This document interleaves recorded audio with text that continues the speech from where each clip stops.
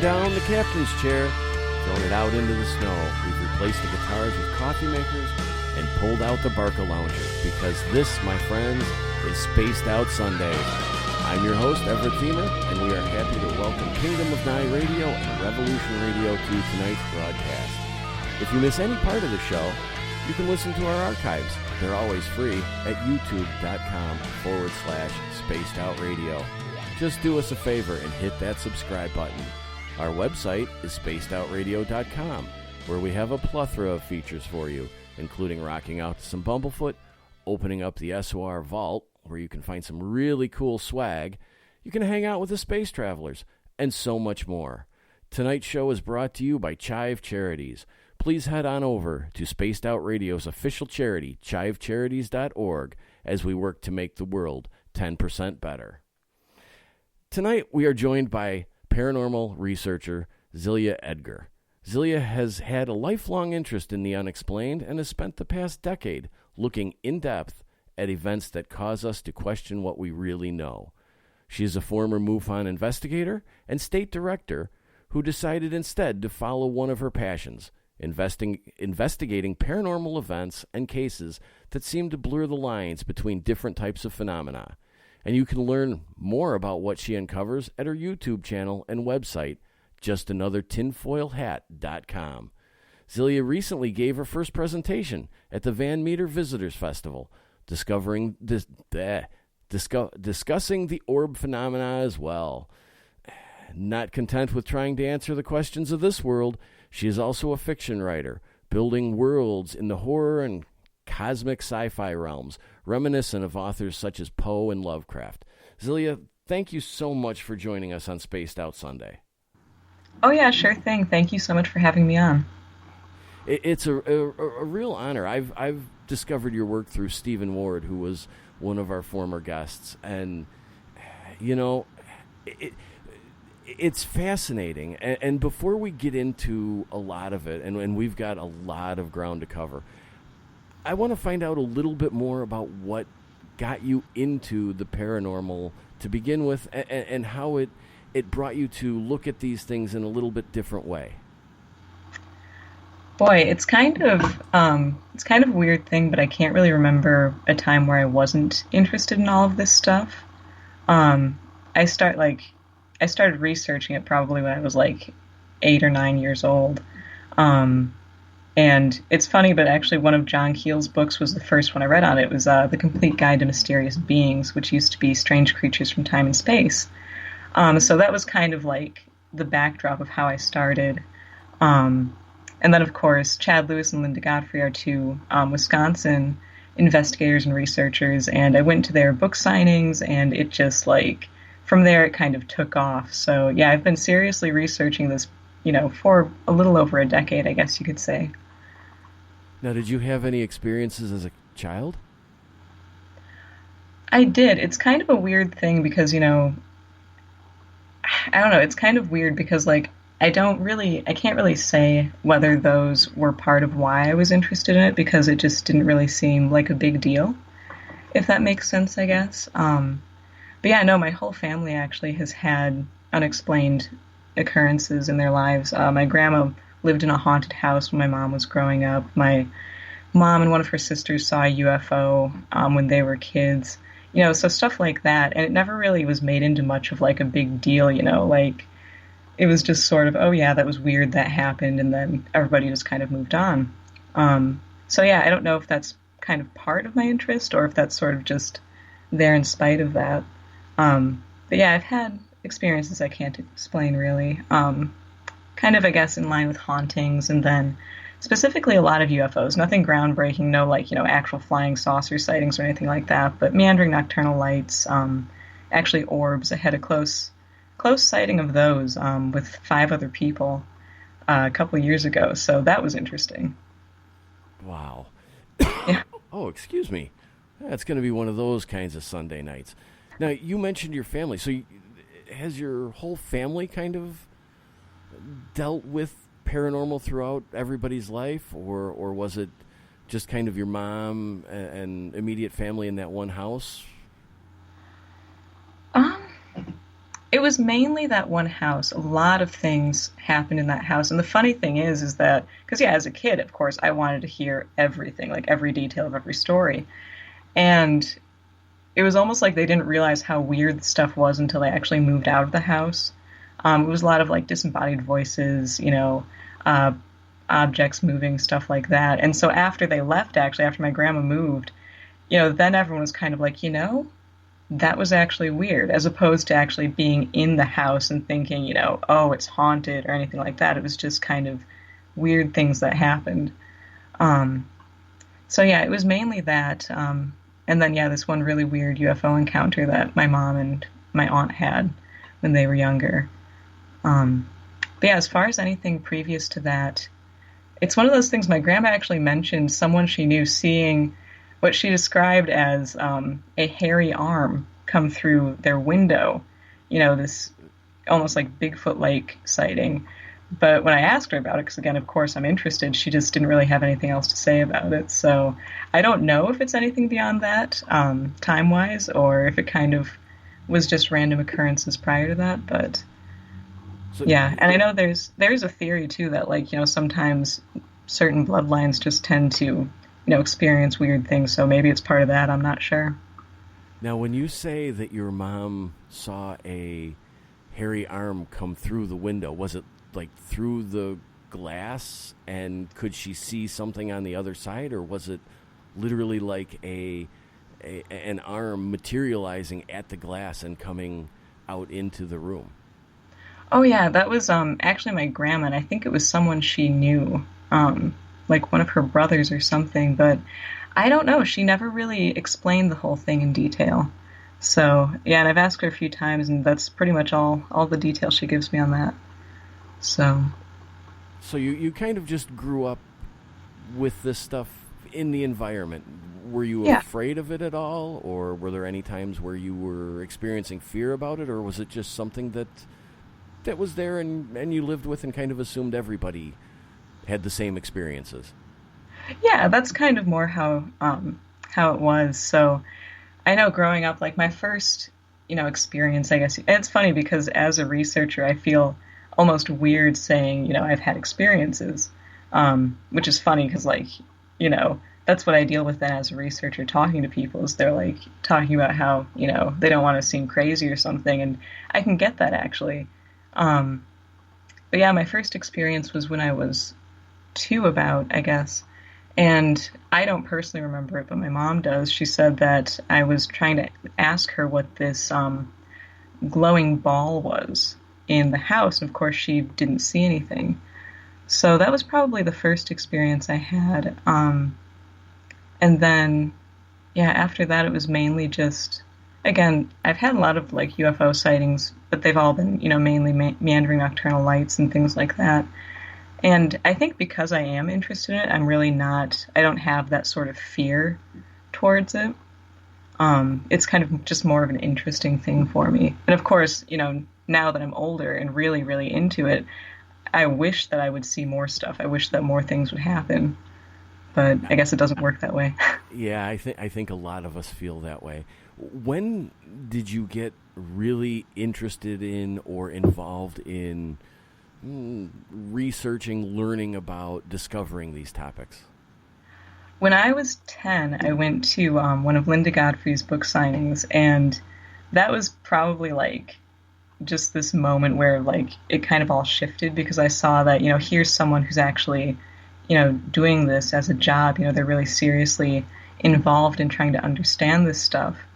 So yeah, when I was 10 was when I definitely started like really wanting to like look into this seriously. As seriously as a 10-year-old can, I suppose. But yeah, since that time, it's just kind of been, definitely a growing interest. Shortly after that, like I mentioned earlier, I went to one of Chad Lewis's book signings and presentations. And, I've grown up pretty much going to his presentations. He does like the haunted road guides to haunted locations for different states and stuff. And yeah, so that was probably like the turning point, I guess you could say. Meeting Linda Godfrey, and I know that you live in Wisconsin. Mm-hmm. Did you have a chance ever to investigate the Beast of Bray Road area outside of Elkhorn? I just visited there recently, actually. It's been one of those things that ever since I read the book when I was 10, I've been wanting to go and see the location. Even though, of course, I guess the reports have kind of fanned out from there in recent years. So yeah, I finally got there this past September and, kind of just drove down the road and saw the area. And that was just it was just surreal to see, this is where it all started, So yeah, that was really neat. But yeah, that's a very interesting area when you drive through there. That whole Elkhorn, Wisconsin area is, you drive through and there are places where things just feel different. yeah, and I feel like there's a lot of spots like that around Wisconsin, but definitely that area, yeah, has a certain vibe about it, I would say.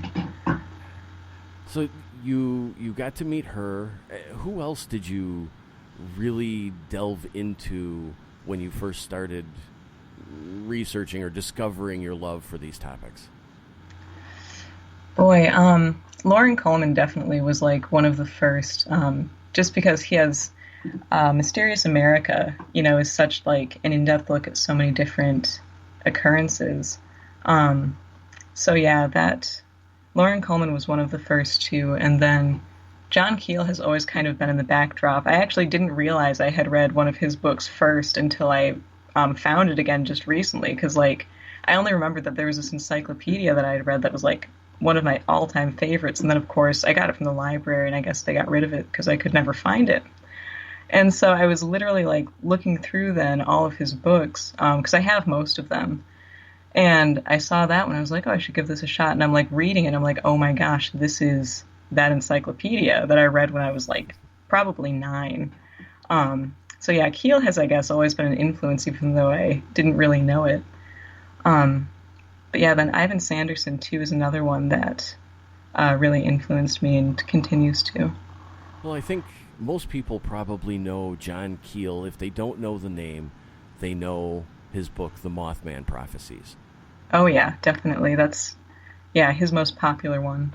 And even early on for me, I was guilty of the same thing, because John Keel he's kind of one of those researchers that he did a lot of great work, and then it sort of, it's not that it disappeared, but he kind of got overlooked in many ways.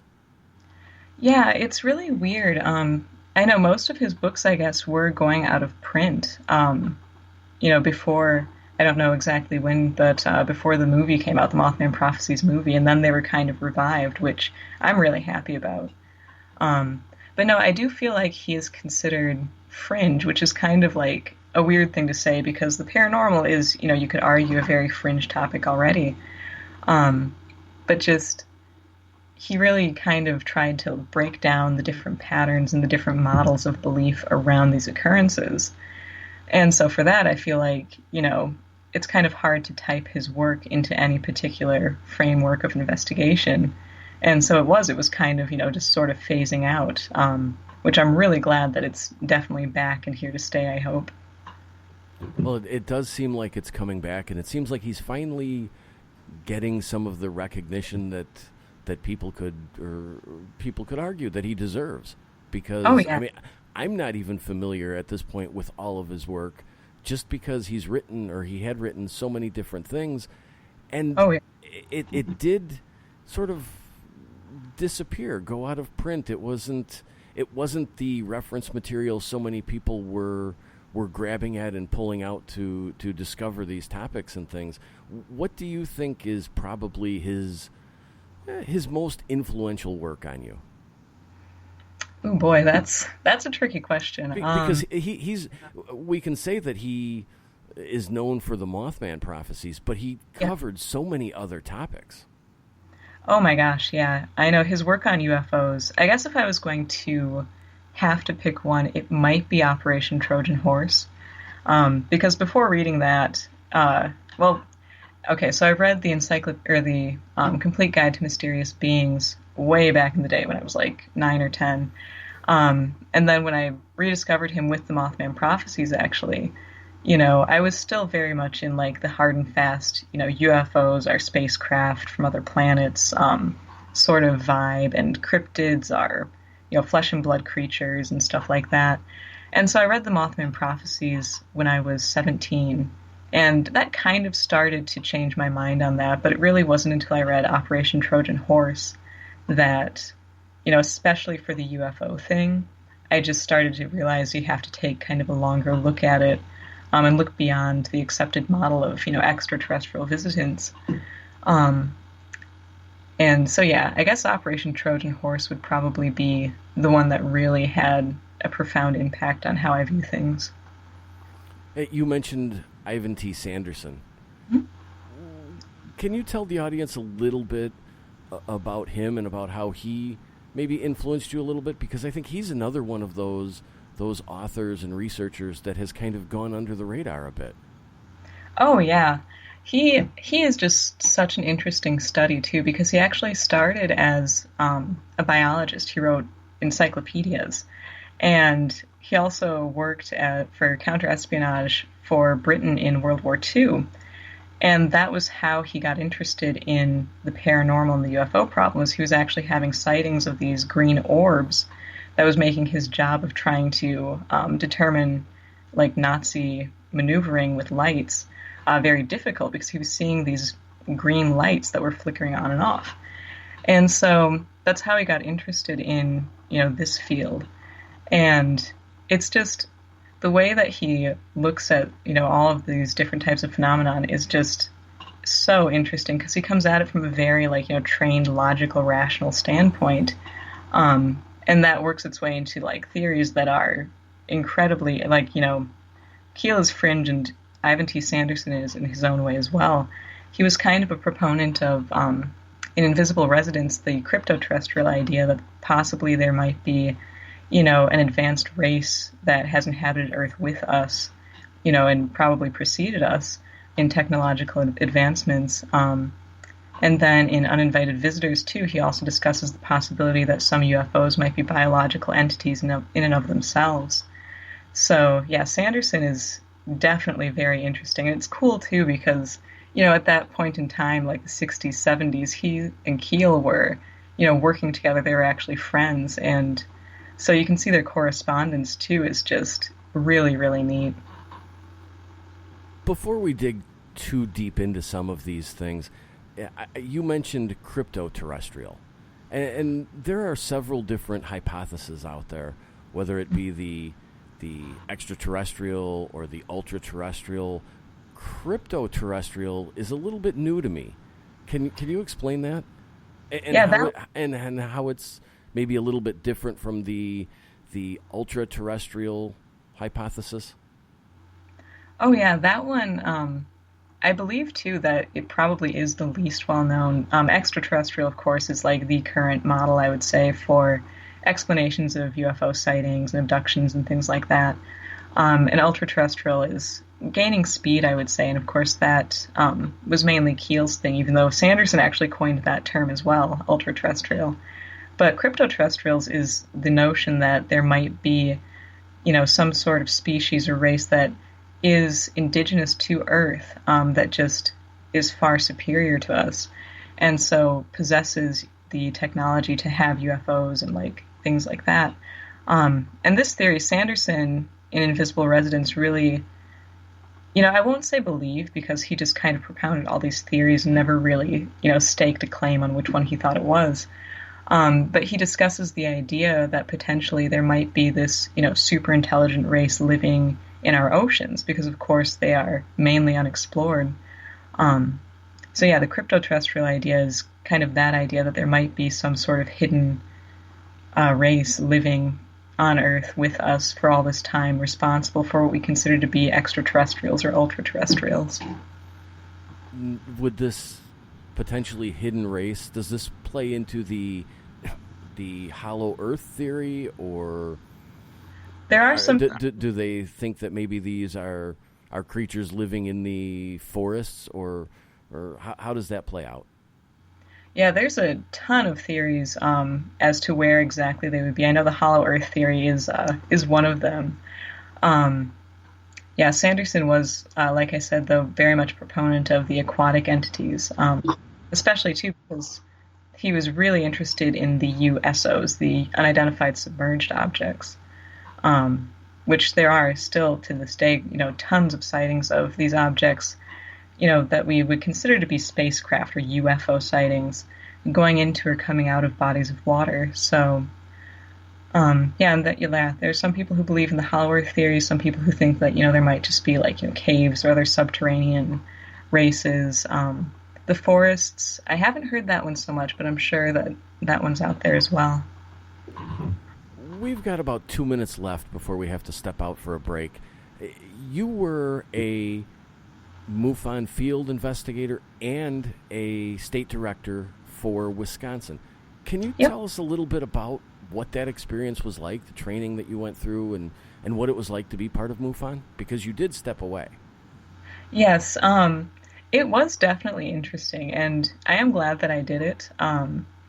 So the training was really good. The certification process, it was mainly, most of the training was just kind of identifying known objects. So for that, I was actually grateful because, of course, that should be your number one job dealing with sightings, is to make sure it actually is unknown, first and foremost. And then, I was a field investigator for, I think 6 months, and then appointed as assistant state director at some point during that time, and then state director, because our state director at that point in time was splitting with Minnesota. So it was interesting, and the cool thing was, of course, that we got the reports. So, someone saw something, reported to MUFON, we were the ones investigating and talking to the witness and stuff like that.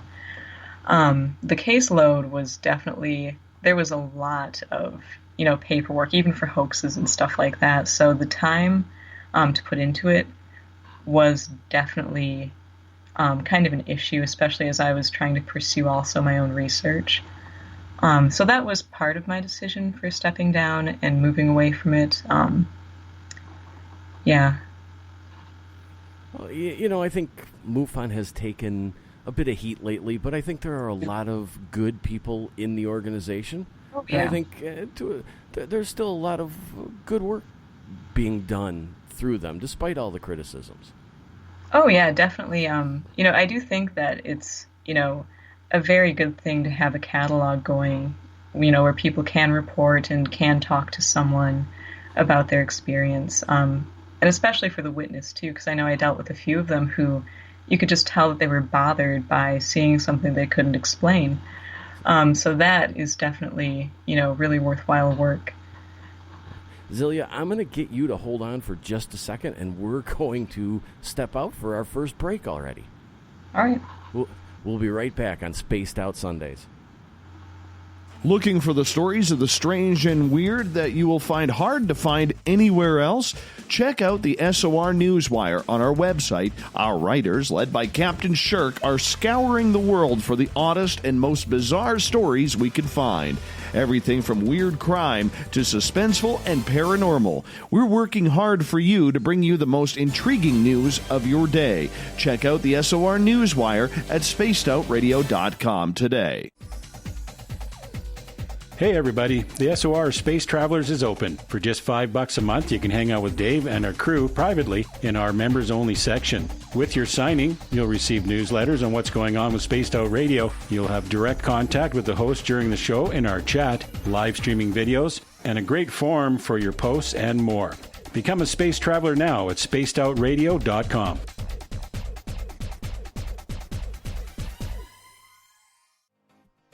Hey Spaced Out Radio fans, it's John Resig, founder of the CHIVE and CHIVE Charities. We live in a world of mystery and uncertainty, which you guys know better than anyone. Sometimes you just need to be brought back down to earth for a while. One of the best ways to stay grounded is to help out with your fellow earthlings, and there's no more rewarding way to do that than to give through CHIVE Charities. Unlike many organizations, we don't necessarily aim to save the world, cure disease, or change the course of history. Our goal is to make the life of veterans, first responders, and those with rare medical conditions 10% happier. We do this by donating one grant item, ranging from vans to therapy programs to prosthetic limbs, to those who need it most. CHIVE Charities is nothing without our donors, an amazing group of underdogs helping underdogs. To contribute to Spaced Out Radio's official charity, head over to chivecharities.org and become a donor today. Are you addicted to the woo? Good. Me too. This is Dave Scott, and you can woo it up with me every Monday through Friday, starting at 9:06 Pacific, 12:06 a.m. Eastern, for 3 hours of great entertainment in the subjects you love. UFOs, ghosts, cryptids, intuition. Yes, we hit it all 5 days a week. Look for us at spacedoutradio.com, where together, my friends, we own the night.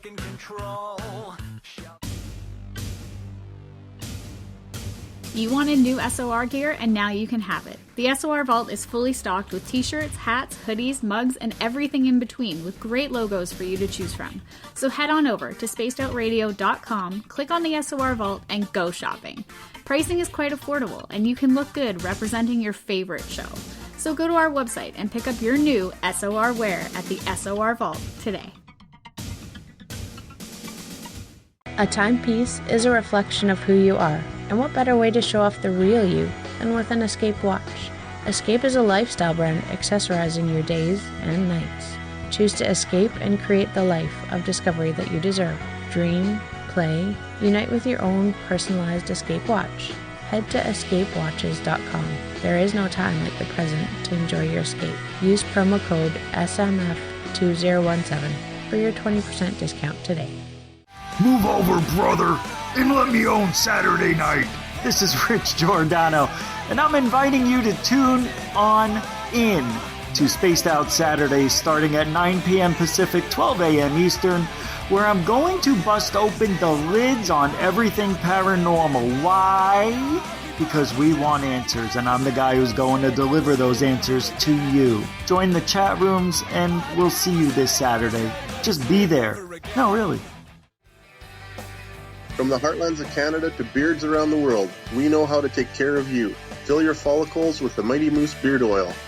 All our oils and balms are handmade and 100% natural ingredients because we care about your beard. And hey, use the promo code SOR2019 and get your Mighty Moose Beard Oil today. You can check us out on our website, mightymoosebeard.com.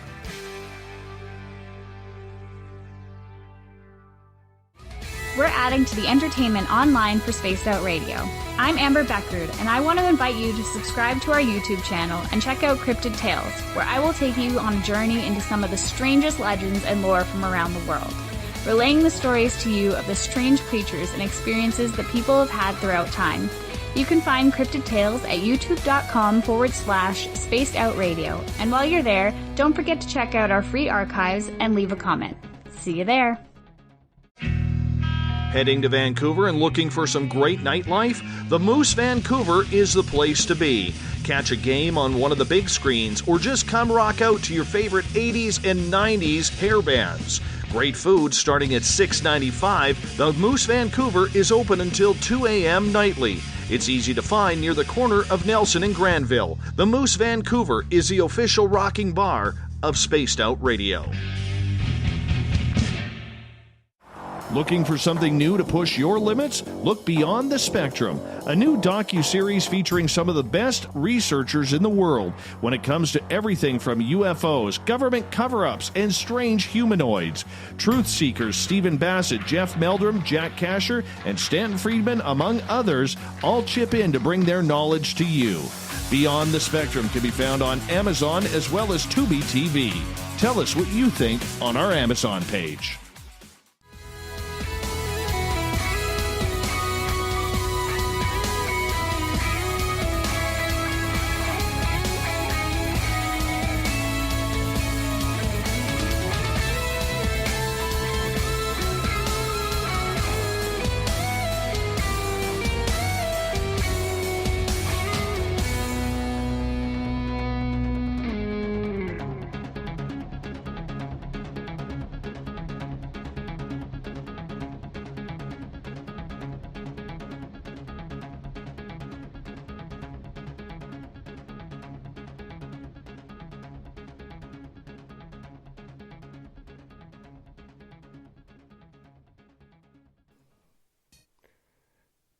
Welcome back to Spaced Out Sundays. I'm your host, Everett Thiemer, and thank you for spending your evening with us. Don't forget, if you've missed any part of the show, you can check out our archives for free at youtube.com/spacedoutradio. Just do us that favor and hit the subscribe button.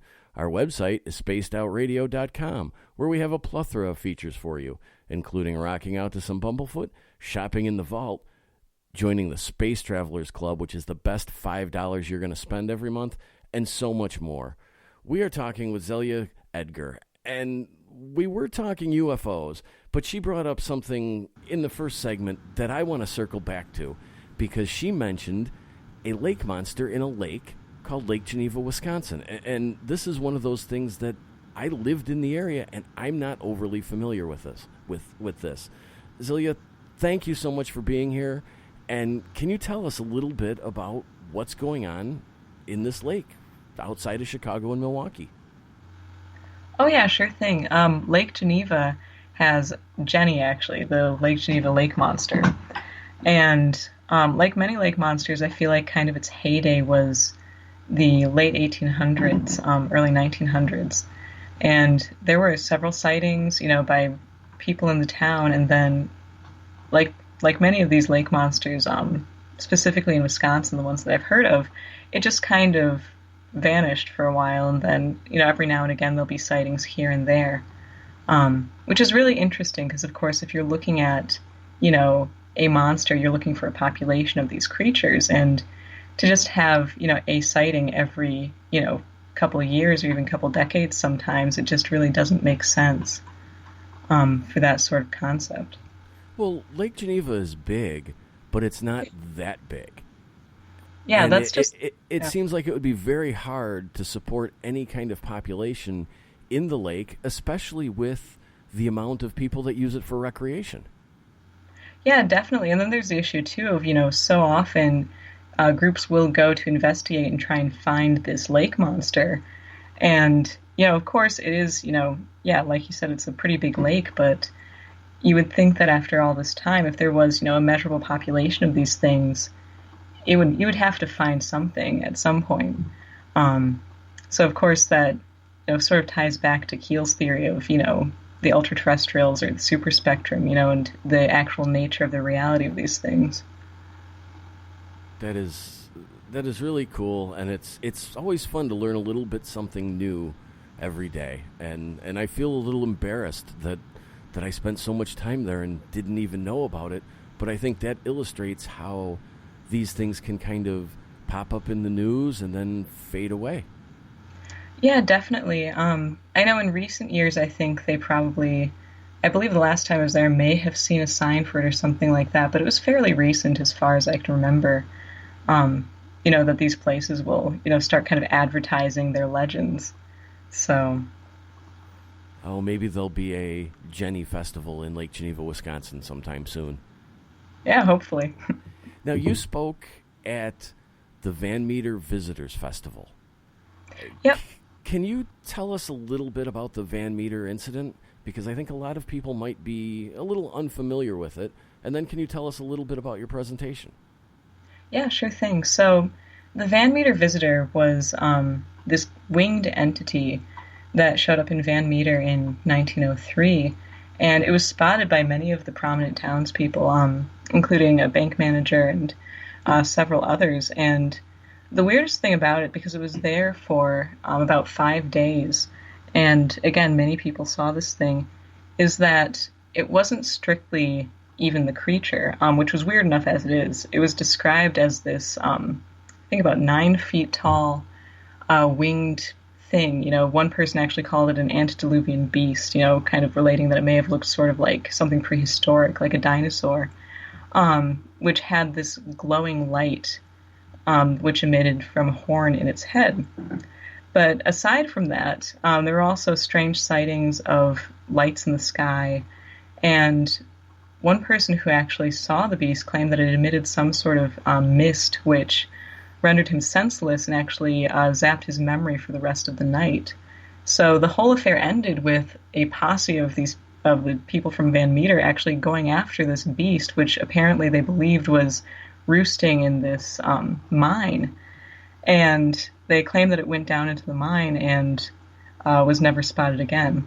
So, although apparently I think there was a recent sighting, but yeah, no, at the time it just completely vanished.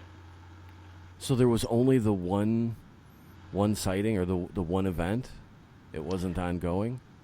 Well, it was 5 days, and multiple people saw the beast, and apparently the bank manager actually shot at it. He shot through the windows of the bank and claims to have hit it, but to no avail. The thing just remained unaffected.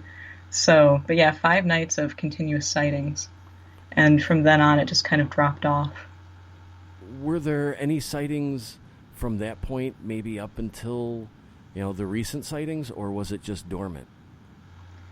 As far as I know, for that entire stretch of time, there were no more sightings.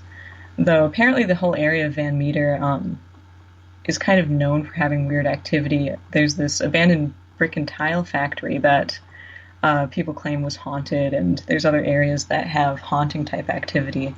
So, it's kind of like one of those, I guess you could say, like window areas where just strange things sort of seem to happen. Does that kind of ties into the theory? Which one is it? It's not the extraterrestrial theory. It's the ultra terrestrial theory that some of these different events are kind of tied together. Yeah, it's the ultra-terrestrial theory kind of ties into that whole idea of, window areas, that there are spaces on our planet that just, for some reason or another, kind of seem to be magnets for this sort of activity. And as to whether it's some sort of underlying condition in that area, maybe geomagnetism or something like that, for whatever reason, it just seems to have huge conglomerations of, UFO sightings, cryptid sightings, ghosts, all these apparently unrelated things happening, in these areas. Do you think, you mentioned that there might have been some recent sightings, do you think that ties in at all to this phenomena that seems to be going on right now in the Midwest, especially with the Chicago area, where beings are being seen? That's a good question. I know the Chicago sightings, some people have drawn connections to that and Van Meter, just as they have Van Meter to the Mothman of Point Pleasant. As to whether it's all connected, I don't really know, I guess. I do feel like sometimes it's almost like the reflective nature of this thing, it's almost like once you start drawing attention to the phenomenon, something will kick up to sort of either prove that point or disprove it. Again, that was noted a lot through Keel's work. He would propound a certain theory on some aspect of, someone's sighting or an occurrence, and then something else would happen elsewhere that would, be identical to what he was talking about, or even just, taking notes about. So I do feel like sometimes there is sort of this reflective quality to these sightings. Yeah, mentioning Keel and tying it in with all of these different sightings, one of the theories that he had proposed, I believe, was the idea that these are almost thought forms of some sort. Oh, yeah, Go ahead. The Fylth phenomenon. Yeah, he did definitely kind of propound that as a theory for what these things might be, or, some sort of model for how they exist. And yeah, that is definitely, I would say, a valid point. Specifically, I know there's one account where he was researching the infamous Men in Black, and he, had noticed this thing where the phenomenon would kind of react to theories that he was discussing. So just on a lark, he even just wrote down that he thought they might be aquatic. And then literally within the week, he got a report from somebody saying that they saw a man in black in a car and that it had gills. So yeah, the actual nature of this stuff, once you really start looking into it, it does seem to somehow be connected to human thought. As to the extent of that, I'm not really sure. I know some people cite the trickster aspect of paranormal phenomenon, that it kind of plays games with people. So, but yeah, as to whether that's, some sort of actual intent on the part of the phenomenon, or just the nature of it, that it is reflective. Yeah, it's all open to interpretation, I guess. Well, we will definitely circle back to the Men in Black idea, but I want to give you a chance to tell everybody a little bit about your presentation at the Van Meter Visitors Festival, because it was on one of those topics that's very divisive within the paranormal community, to say the least. What did you present on? And I believe this was your first public presentation ever? Yes, this was my first live presentation. Before that, I was just doing videos on my YouTube channel. And I presented on orbs, which, yeah, when you say it is a divisive topic, it definitely is. And that was kind of the gist of my presentation, just because orbs are really interesting because they are, at some point or another, claimed by each different branch of paranormal investigation, specifically spectrology and ufology. There's strong ties between orbs and ghost and UFO activity. And then, of course, a lot of people tend to ignore the connection between cryptids and orbs. And so that was the main point of my presentation, was discussing this connection between this one, object, the orb, and all of these different types of phenomenon. And because, again, I'm very interested in the patterns that sort of transcend the boundaries of all these different fields. And with orbs, it's one of those things where they do appear, or it seemed like they could be electromagnetic in nature, some sort of just manifestation of electromagnetic energy. And so with that in mind, I kind of wondered if this sort of is the common thread between all of these different types of paranormal occurrences. UFOs, ghosts, both of those have the generally accepted, electromagnetic disturbances, with cryptids being the outlier, even though there are definitely cases where cryptids have caused the same sort of electromagnetic disturbances as UFOs and ghosts. But again, this is because it doesn't fit the model of flesh and blood creatures. It is, I would say, slightly ignored by, some researchers, whereas others definitely, point it out as, just part of the phenomenon.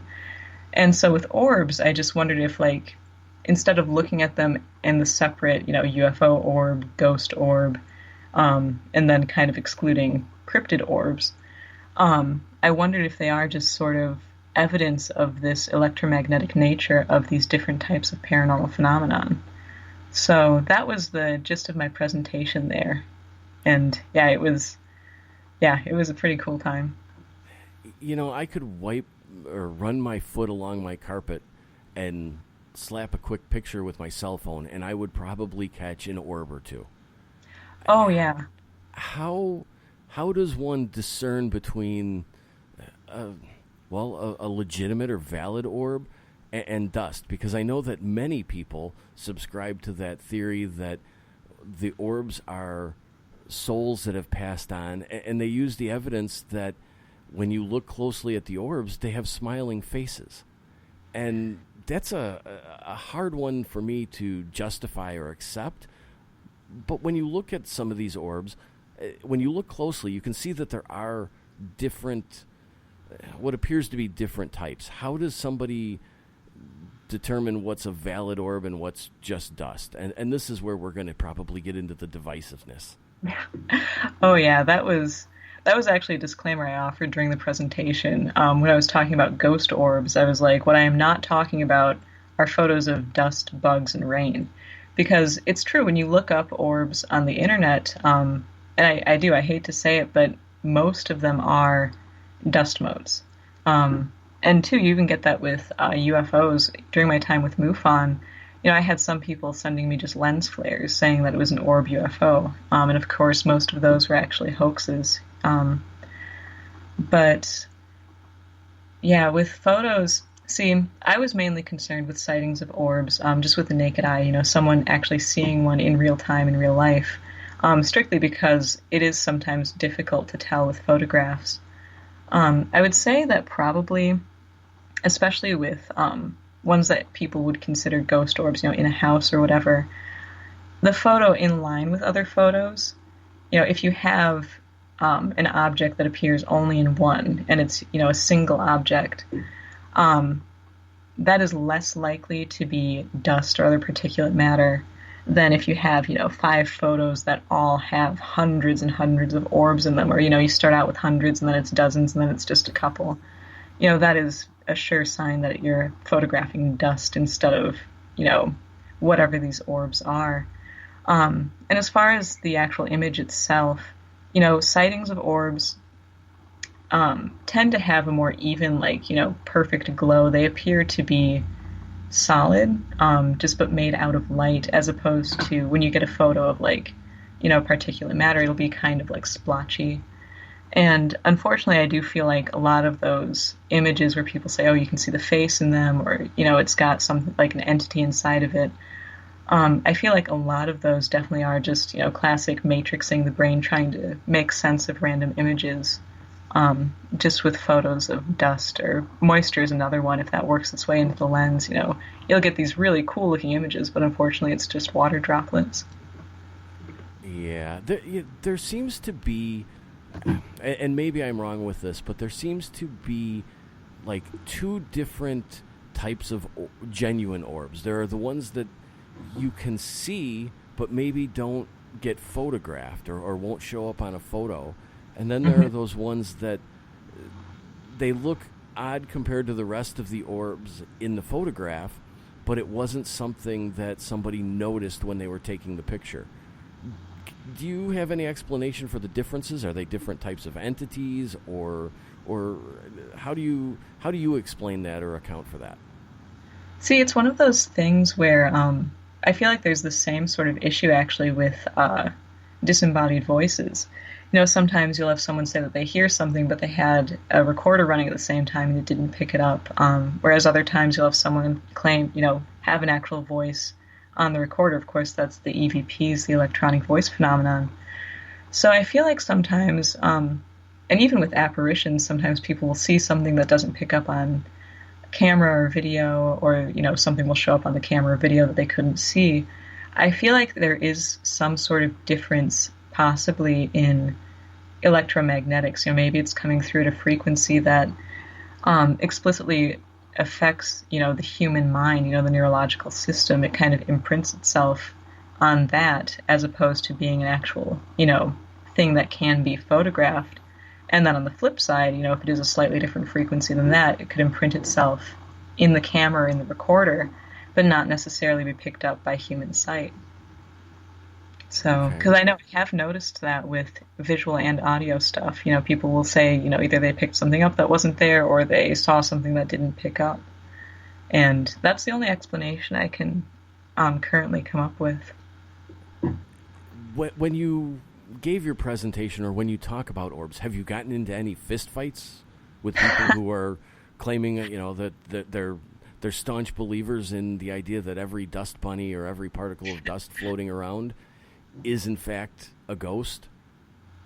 No fistfights so far, but yeah, I wouldn't be surprised, because especially too, it's a little weird when you start trying to say, okay, there's patterns between UFOs and ghosts, or there's patterns between ghosts and cryptids, or cryptids and UFOs. People who are hardcore believers, who believe in any one of those branches, they do get a little, I guess, possessive, maybe might be the best word, of well, that can't be because this is this. And so with orbs, because there is this common tie between, all these different types of paranormal phenomena, that kind of brings the question of okay, well, what exactly is it then? What is it comprised of? How does it exist? How does it present itself? But yeah, no fistfights so far, so that's good. Oh, excuse me. Do you think there'll ever be a definitive guide or answer to, this is dust, this is some form of electromagnetic energy, or is this going to be one of those debates that we just never settle and win? I feel like popularly it probably will continuously be a debate, because unfortunately, even with, there's a lot of information out there on how to distinguish between dust and something that is definitely not dust. But even with that, you'll look it up, and get all of these, ghost orbs caught on film, and, photos, and it is classic dust motes. But I do think sometimes people just really want to believe so much that they just kind of go with it, is something I've noticed, unfortunately. Not everyone, of course, but, just a few people. And, yeah, so I feel like it probably will always be somewhat of a debate, even though, just with, really scrutinizing a photo, I think you can come to a pretty definitive answer as to what, has been photographed most of the time. There are a lot of people out there who will post photos on Facebook or different social media outlets, and they seem to be orbs seem to be drawn to them, where they will take a picture of their backyard, and it just looks like it's loaded with ghost orbs or extraterrestrial orbs. Do you think that within those pictures of dust and debris and things, that there are valid orbs? And do you think that does that kind of posting hurt the paranormal community or even the study of orbs? Is it just noise out there and with people looking for attention, or what's your thoughts on that? Boy, I do think, well, see, that is the issue with the whole orb thing, is that, yeah, when you mention it, the very first thing that most people think of are the pictures of dust. And it definitely, I believe, has hurt the cause, specifically for spectrology, just because there's so much of that out there that, yeah, there are genuine cases of spectral photography that are totally unexplained, that seem to be far more electromagnetic in nature, that have kind of been, the baby's been thrown out with the bathwater with that one, just because there are so many photos out there that are most definitely not legitimate, that are touted as such. So, yeah, I would say that for the most part it does kind of hurt the cause, unfortunately. And I know a lot of people who post them too are very well-meaning and, do believe that they've caught something. So that also is another kind of bummer, is that, someone can be well-meaning and really believe in what they've, caught or experienced, and it could be a known object, so...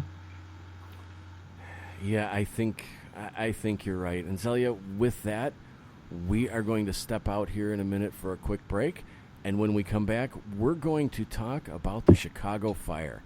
I know it doesn't sound overly paranormal, but it kind of is. We will be right back on Spaced Out Radio. John Resig here, founder of CHIVE Charities. And just like you, we have a penchant for the uncommon, the overlooked, and the off-the-cuff. CHIVE Charities operates a bit differently than most organizations. We listen to our recipients to find out exactly what they need, and then we give it to them. We provide people with rare medical conditions, veterans, and first responders with grant items that will make a direct impact on that person's life. We don't just forget about our recipients when the van or the wheelchair has been delivered, though. Our recipients are part of our CHIVE Charities family for life. By becoming a donor with us, you could be a part of that family too. And our listeners of Spaced Out Radio know that thinking differently can be a very good thing. To get to know some of our recipients and to support Spaced Out Radio's official charity, head over to chivecharities.org and start making a real difference today. Get your horns up with me on Spaced Out Radio. This is Ron Bumblefoot THAL. Come tune in to SOR, where you can hear me rock out with Little Brother Is Watching, the official theme song of Spaced Out Radio.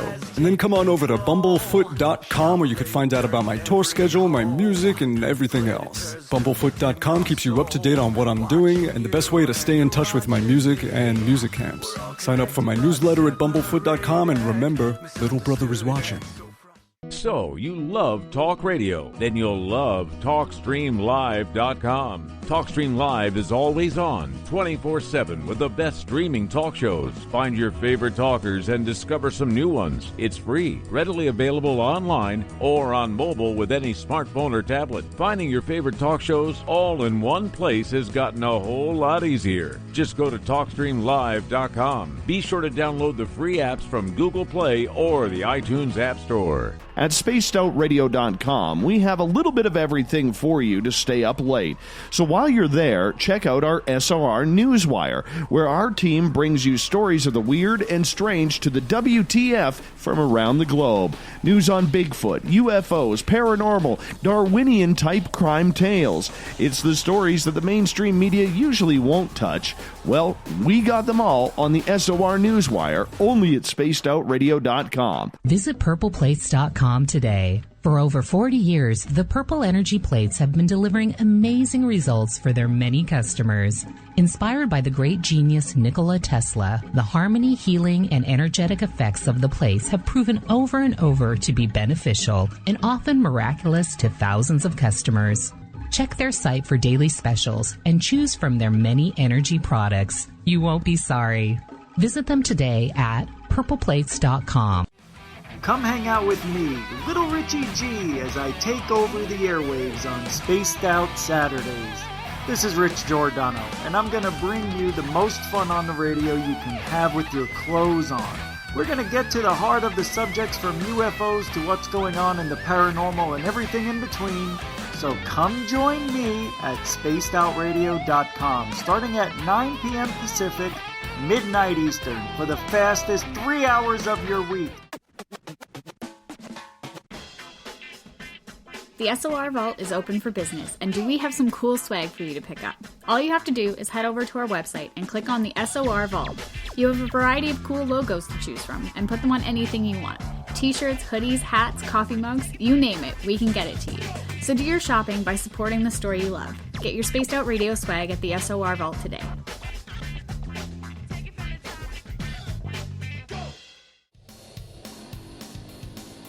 We all know on Spaced Out Radio we love a good beard and mustache, so why not take care of your facial hair with Mighty Moose Beard Oil? Made in Canada, we're taking care of beards and stashes around the world. We use 100% natural ingredients with our oils and balms to make your whiskers feel silky smooth. Use promo code SOR2019 at MightyMooseBeard.com today. Looking for something new to push your limits? Look Beyond the Spectrum, a new docu-series featuring some of the best researchers in the world when it comes to everything from UFOs, government cover-ups, and strange humanoids. Truth seekers Stephen Bassett, Jeff Meldrum, Jack Kasher, and Stanton Friedman, among others, all chip in to bring their knowledge to you. Beyond the Spectrum can be found on Amazon as well as Tubi TV. Tell us what you think on our Amazon page. Are you having encounters with the paranormal, supernatural, or ufological that you cannot explain?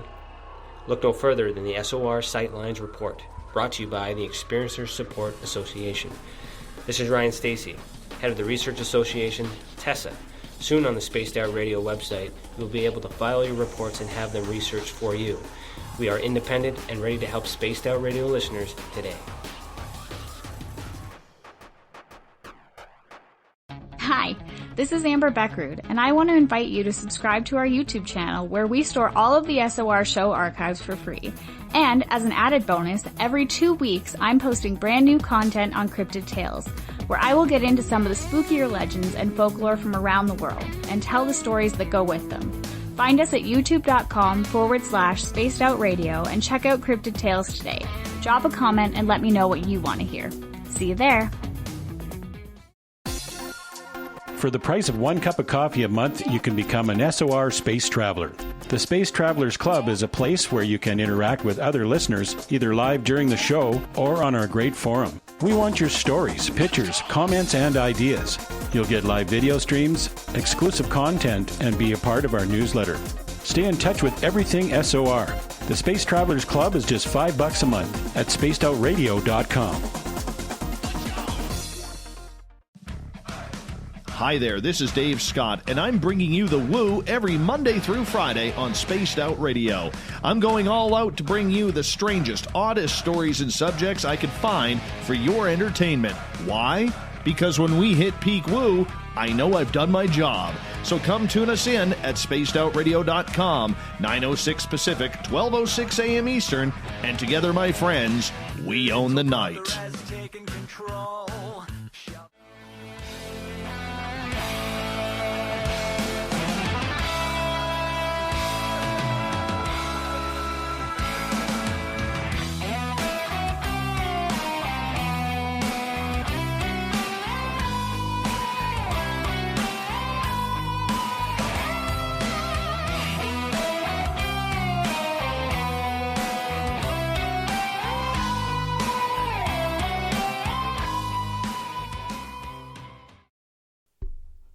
Welcome back to Spaced Out Sundays. I'm your host, Everett Thiemer, and thank you for sticking around with us.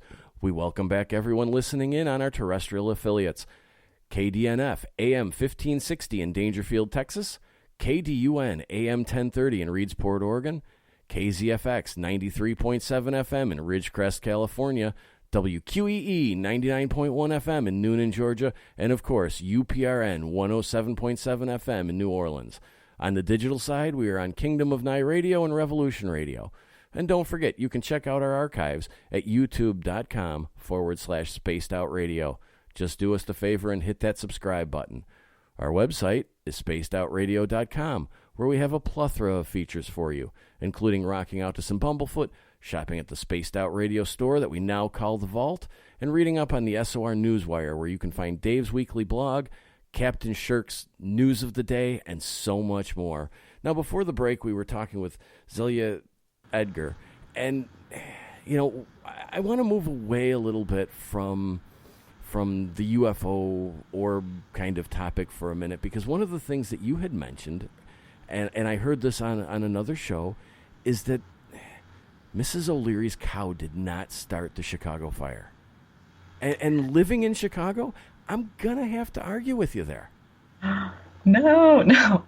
Yeah, so the Great Chicago Fire, that is quite an interesting can of worms. I was first interested in it because of the Peshtigo Fire, which is definitely not as well known as the Great Chicago Fire. It occurred in Peshtigo, Wisconsin, actually directly before the Great Chicago Fire on October 8th. It started some hours earlier. And the truth of the matter is that the loss of life in Peshtigo is actually, on the low end, about 5 times as great as the casualties in Chicago, which for Peshtigo being, at that time still a rural area, is pretty insane. It is considered the worst fire catastrophe in American history, and it's relatively unknown simply because Chicago, that fire occurred on the same night. So, Peshtigo, it's located up by Green Bay, which is where I was born, and they have this set up in the Neville Museum commemorating the victims of the fire. So, of course, I kind of grew up knowing about that one, even in Wisconsin, not many people know about that. They just know about the Chicago Fire. I can understand, I guess, why the Chicago Fire might overshadow that. Yeah. But how are they related in terms of, I heard you say that on this one interview that you did that they... I don't even really know where to begin with the theories on how these things started or were related. Can you explain the whole idea a little bit? Because I'm a bit confused by it. Yeah, it is definitely. It actually is a pretty confusing matter because the actual reasons for both of the fires is still technically unknown. There is, of course, Mrs. O'Leary's cow, but in Peshtigo. Sightings before the fires, the firestorm actually started, there were these sightings of these fireballs in the sky. And as soon as they were spotted was when the firestorm actually started. And of course, then it was just, chaos for several days. And so technically the fires of Peshtigo, and then there are some other ones in Michigan, which occurred in the same span of time, and Chicago, were all pretty much the same firestorm, and there are several accounts of these fireballs being what actually started the entire event. And the interesting thing, too, is that at the time, they were, even though there was a drought going on and, all of this kind of helped the, actual firestorm which occurred, they were trying to figure out what started the fire, and one of the theories that was propounded was comets. Going over the area and lighting the place on fire. And so, of course, that's been disproven, with our current knowledge of how comets actually work, or even, to stretch it and say that it was possibly meteors. However, that connection is there with some sort of object in the sky being responsible for the Great Fire of Peshtigo and then Chicago and the connected ones in Michigan. Now, the ones in Michigan, were they in the Upper Peninsula or the Lower Peninsula? I don't know as much about those, unfortunately. I mainly know about Peshtigo and Chicago, but I believe they were Lower Peninsula, as far as I know. If all these fires were starting at the same time or about the same time, what are some of the theories that caused it or caused them to start? Because it obviously, like you said, the comet theory today just doesn't seem to work. But it is extremely odd that in essentially the Great Lakes region, you would have multiple large fires all at the same time. Yeah, and nothing really like that to that extent has happened since that time. So it is definitely very strange. I know that currently, because I was researching this too, and the connection possibly to orbs, recently they are trying to figure out, if it could just have been the extensive drought and then maybe brush fires. But that still doesn't account for the multiple sightings of fireballs, specifically during the Peshtigo fire, which were observed kind of like flying about and exploding during the actual chaos of what was happening. So yeah, brush fires is currently what they're kind of going with, the people researching the fires of Peshtigo and Chicago. But those sightings remain of the strange fireballs in the sky. So, and I know Keel kind of covered that in Operation Trojan Horse a little bit. Well, even with the drought going on, in my opinion, the odds of brush fires as large as these all starting at relatively the same time, that's... Oh, yeah. Statistically, that's very unlikely. And just, sweeping across such a large area, too, it just... I know, it seems kind of weird, I guess, to say the least. It's also really strange, because in Peshtigo, you also have the curious instances of certain places that didn't burn. I know there was actually this place, the Shrine of Our Lady of Good Hope, which, although it was like completely surrounded by flames, it didn't burn, and the people inside too, just they were totally fine, while all around them, was completely just swallowed up in flames. So there is some general weirdness just with the whole thing. Now, with the fireballs that were spotted in Peshtigo, were fireballs spotted in Michigan or the Chicago area during those fires or previous to those fires? I believe that there were some in Chicago, and I'm not too sure about Michigan, because Michigan is even, I believe, way less well known even than Peshtigo. But yeah, I think there were several sightings in regards to the Chicago fire, but those too would have been connected to the Peshtigo fire, kind of coming from that area. Okay. One of the things I'm curious about, and I hope you can tell us about, is the weird aftermath that took place after these fires. Yeah, it was just... I know that area around Peshtigo was completely destroyed, and that's even weird too, is like the total listing of casualties for that area is unknown strictly because everything burned to the ground, so all the records were lost as well. And of course, Chicago too had to do massive rebuilding, I think, and that's probably part of too why the legacy of the Chicago fire is so much more well known than Peshtigo, strictly because it was a larger city, and the rebuilding that had to happen then was a much greater deal than the relatively rural area of Peshtigo. Okay, I can understand that. As long as we're talking about Wisconsin here a bit, I saw one of your videos, and I am unfamiliar, or was unfamiliar, with this case. The Nodolf incident? What is that about? Oh, yeah, the Nodolf incident. See, so... Yeah, I was born in Green Bay, but my mom's family is actually from southwestern Wisconsin. And so I, grew up listening to this story. And it's fairly little known outside of the area of like Platteville and the surrounding areas. But the story goes that in the 1800s, the Nodolf family lived on the side of the Platte Mound, which of course today is really known for the Big M, which is just this massive M, if you can believe that, constructed out of whitewashed stone on the side of the mound.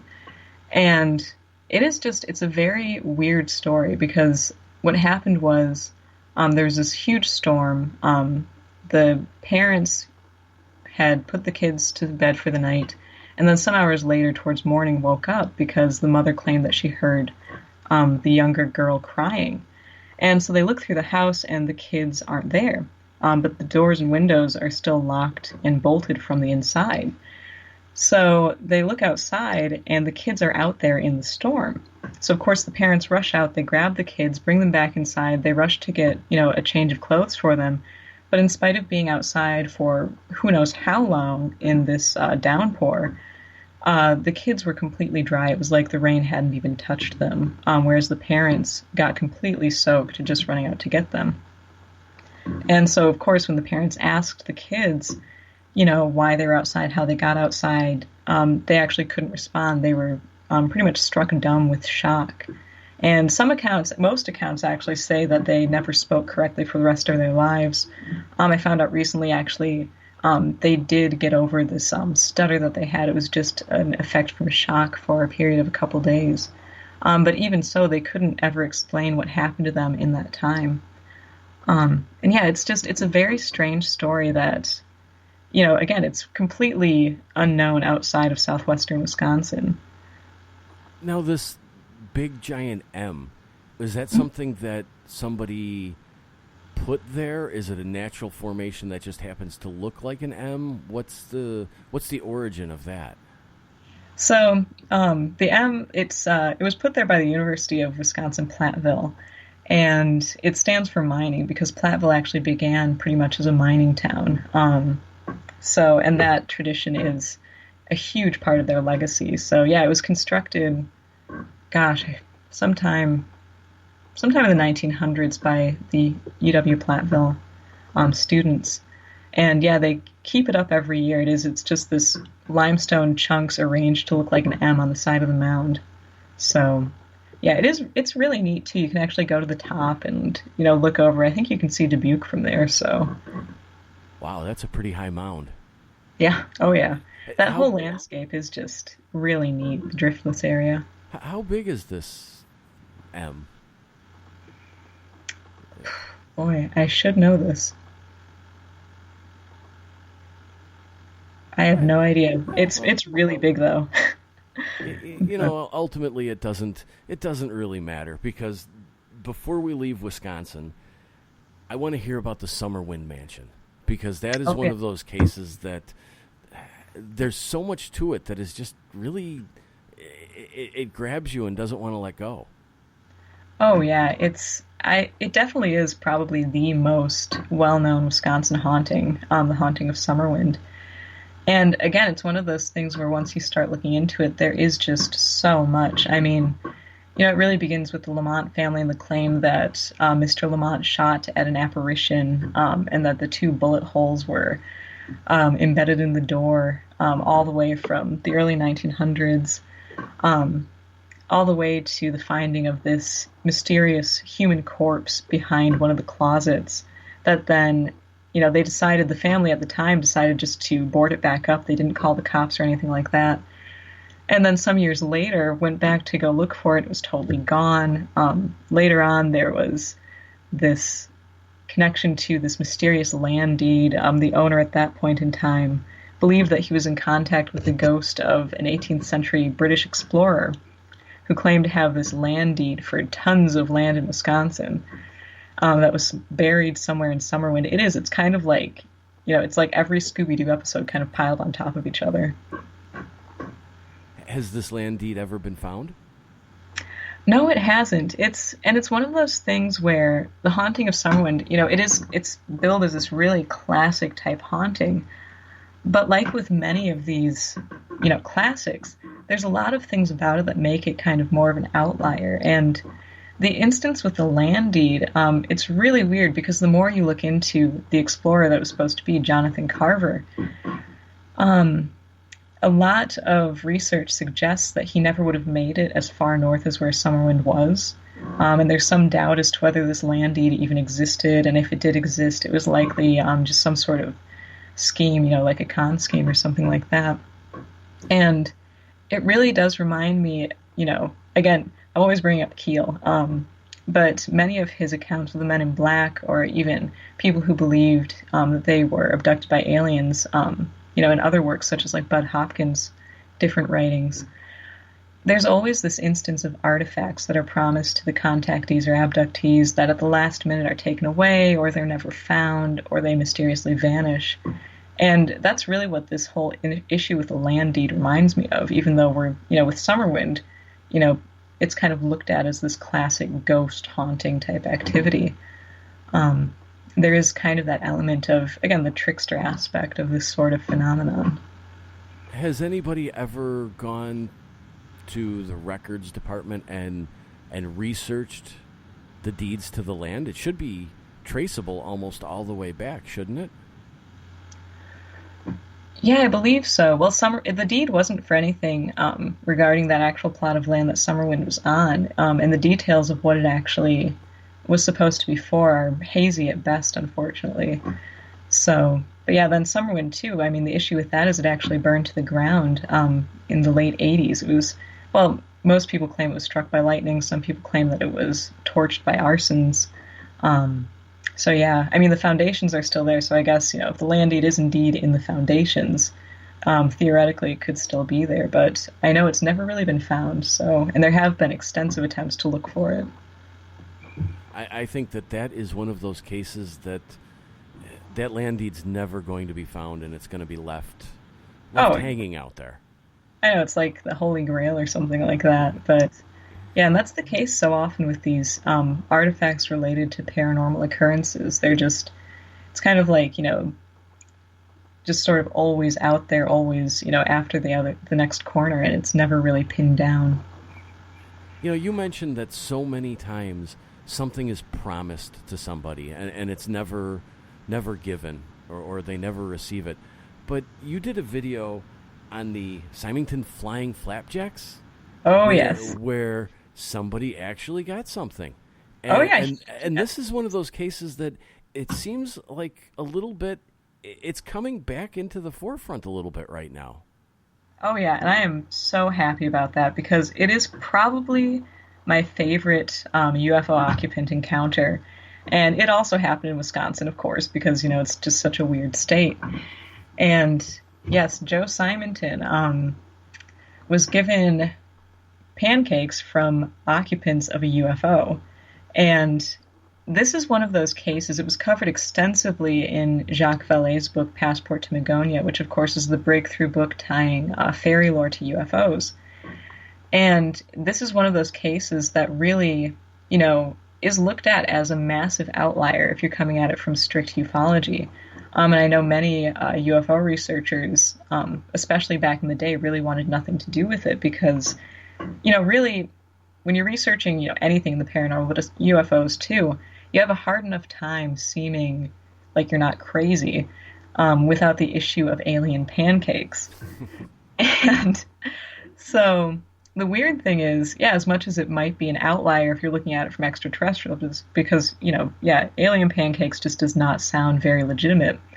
What it does fall in line with perfectly, almost in a really creepily perfect way, is the way older phenomenon of fairy lore.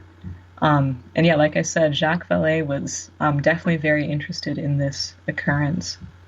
Well, with this case, the gentleman, I believe, went outside in his backyard and saw a craft, and then somebody, an entity, came out and kind of handed him like a vessel, like he wanted something.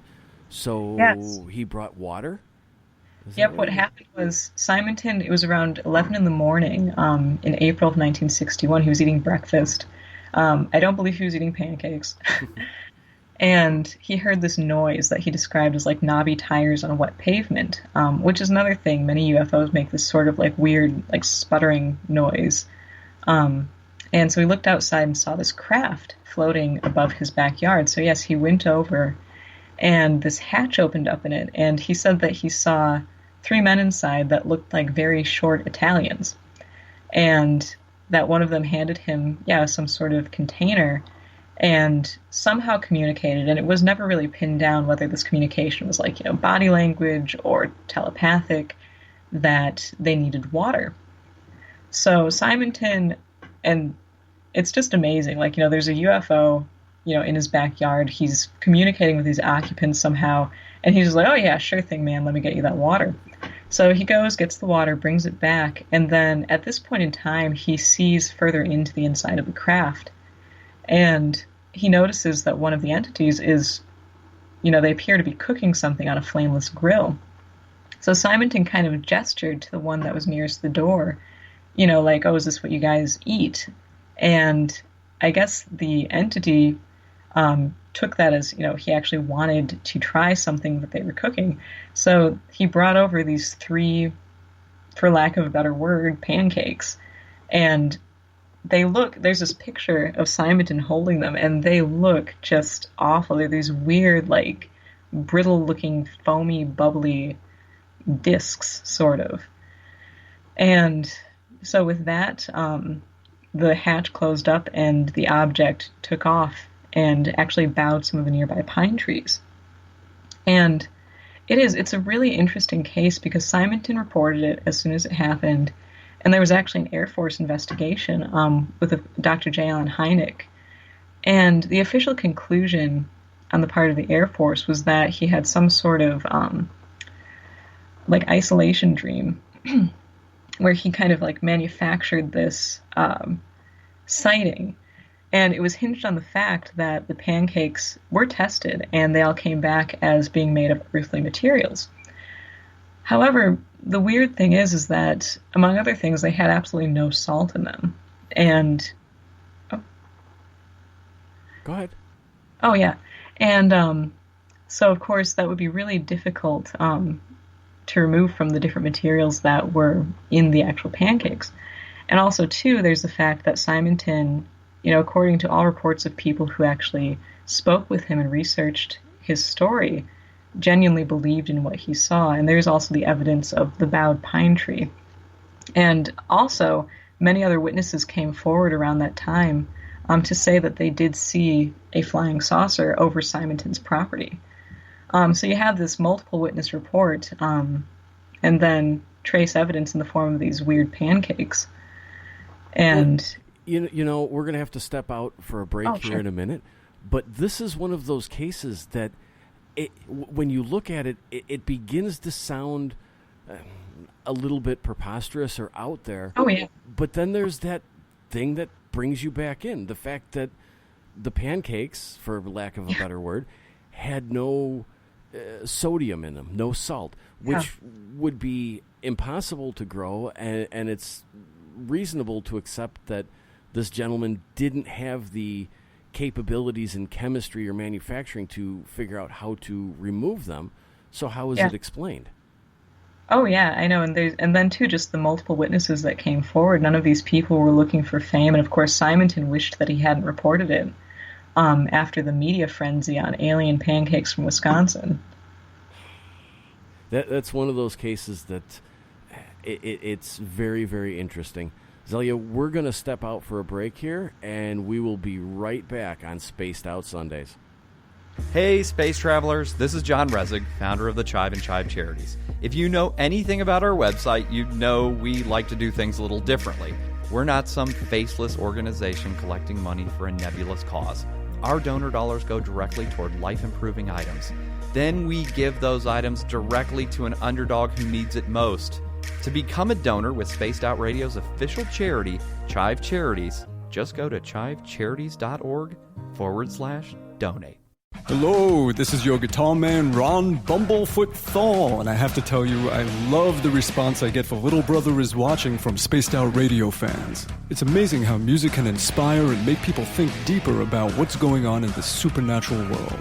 You can head over to my website, bumblefoot.com, to check out my music, my guitar workshops, my touring, even check out some of the hot sauces that I'm working on. And make sure you keep on listening, because with Spaced Out Radio, you know Little Brother is watching. We're adding to the entertainment online for Spaced Out Radio. I'm Amber Beckrud, and I want to invite you to subscribe to our YouTube channel and check out Cryptid Tales, where I will take you on a journey into some of the strangest legends and lore from around the world. relaying the stories to you of the strange creatures and experiences that people have had throughout time. You can find Cryptid Tales at youtube.com/spacedoutradio. And while you're there, don't forget to check out our free archives and leave a comment. See you there. Every night on Spaced Out Radio, we have places for you to hang out. Hi, this is Carl. Join our SOR Space Travelers group on Facebook for live chat. On Twitter, using hashtag Spaced Out Radio, you can also join us in our Spreaker chat room. Check us out on Instagram at Dave Scott SOR. All of our archives are free on YouTube at Spaced Out Radio. By the way, I'll be watching you at your window until you do. Bye! Heading to Vancouver and looking for some great nightlife? The Moose Vancouver is the place to be. Catch a game on one of the big screens or just come rock out to your favorite 80s and 90s hair bands. Great food starting at $6.95. The Moose Vancouver is open until 2 a.m. nightly. It's easy to find near the corner of Nelson and Granville. The Moose Vancouver is the official rocking bar of Spaced Out Radio.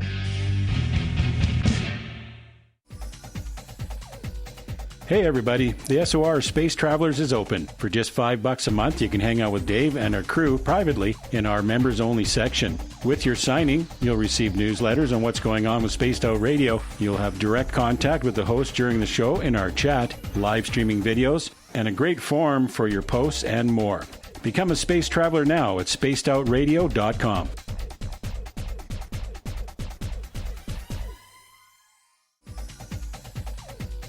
Hey everybody, the SOR Space Travelers is open. For just $5 a month, you can hang out with Dave and our crew privately in our members-only section. With your signing, you'll receive newsletters on what's going on with Spaced Out Radio. You'll have direct contact with the host during the show in our chat, live streaming videos, and a great forum for your posts and more. Become a space traveler now at spacedoutradio.com.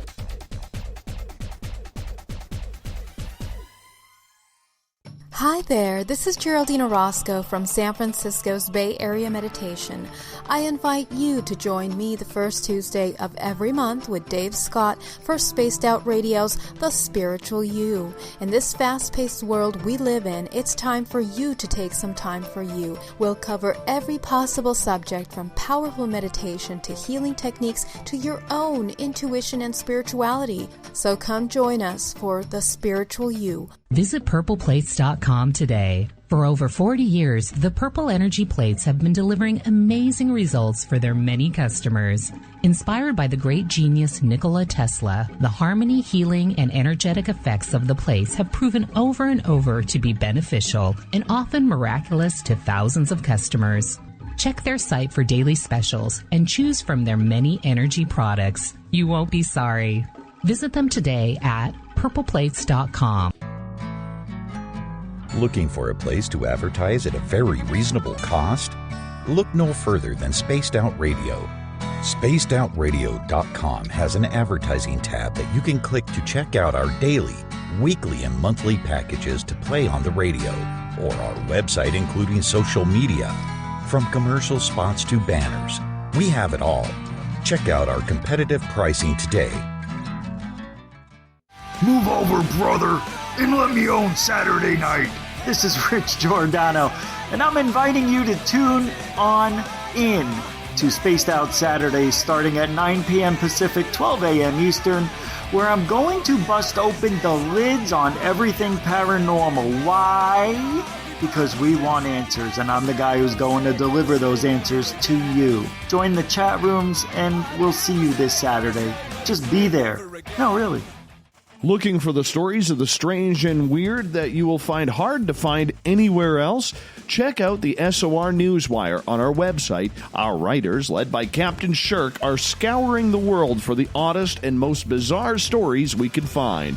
Everything from weird crime to suspenseful and paranormal. We're working hard for you to bring you the most intriguing news of your day. Check out the SOR Newswire at spacedoutradio.com today.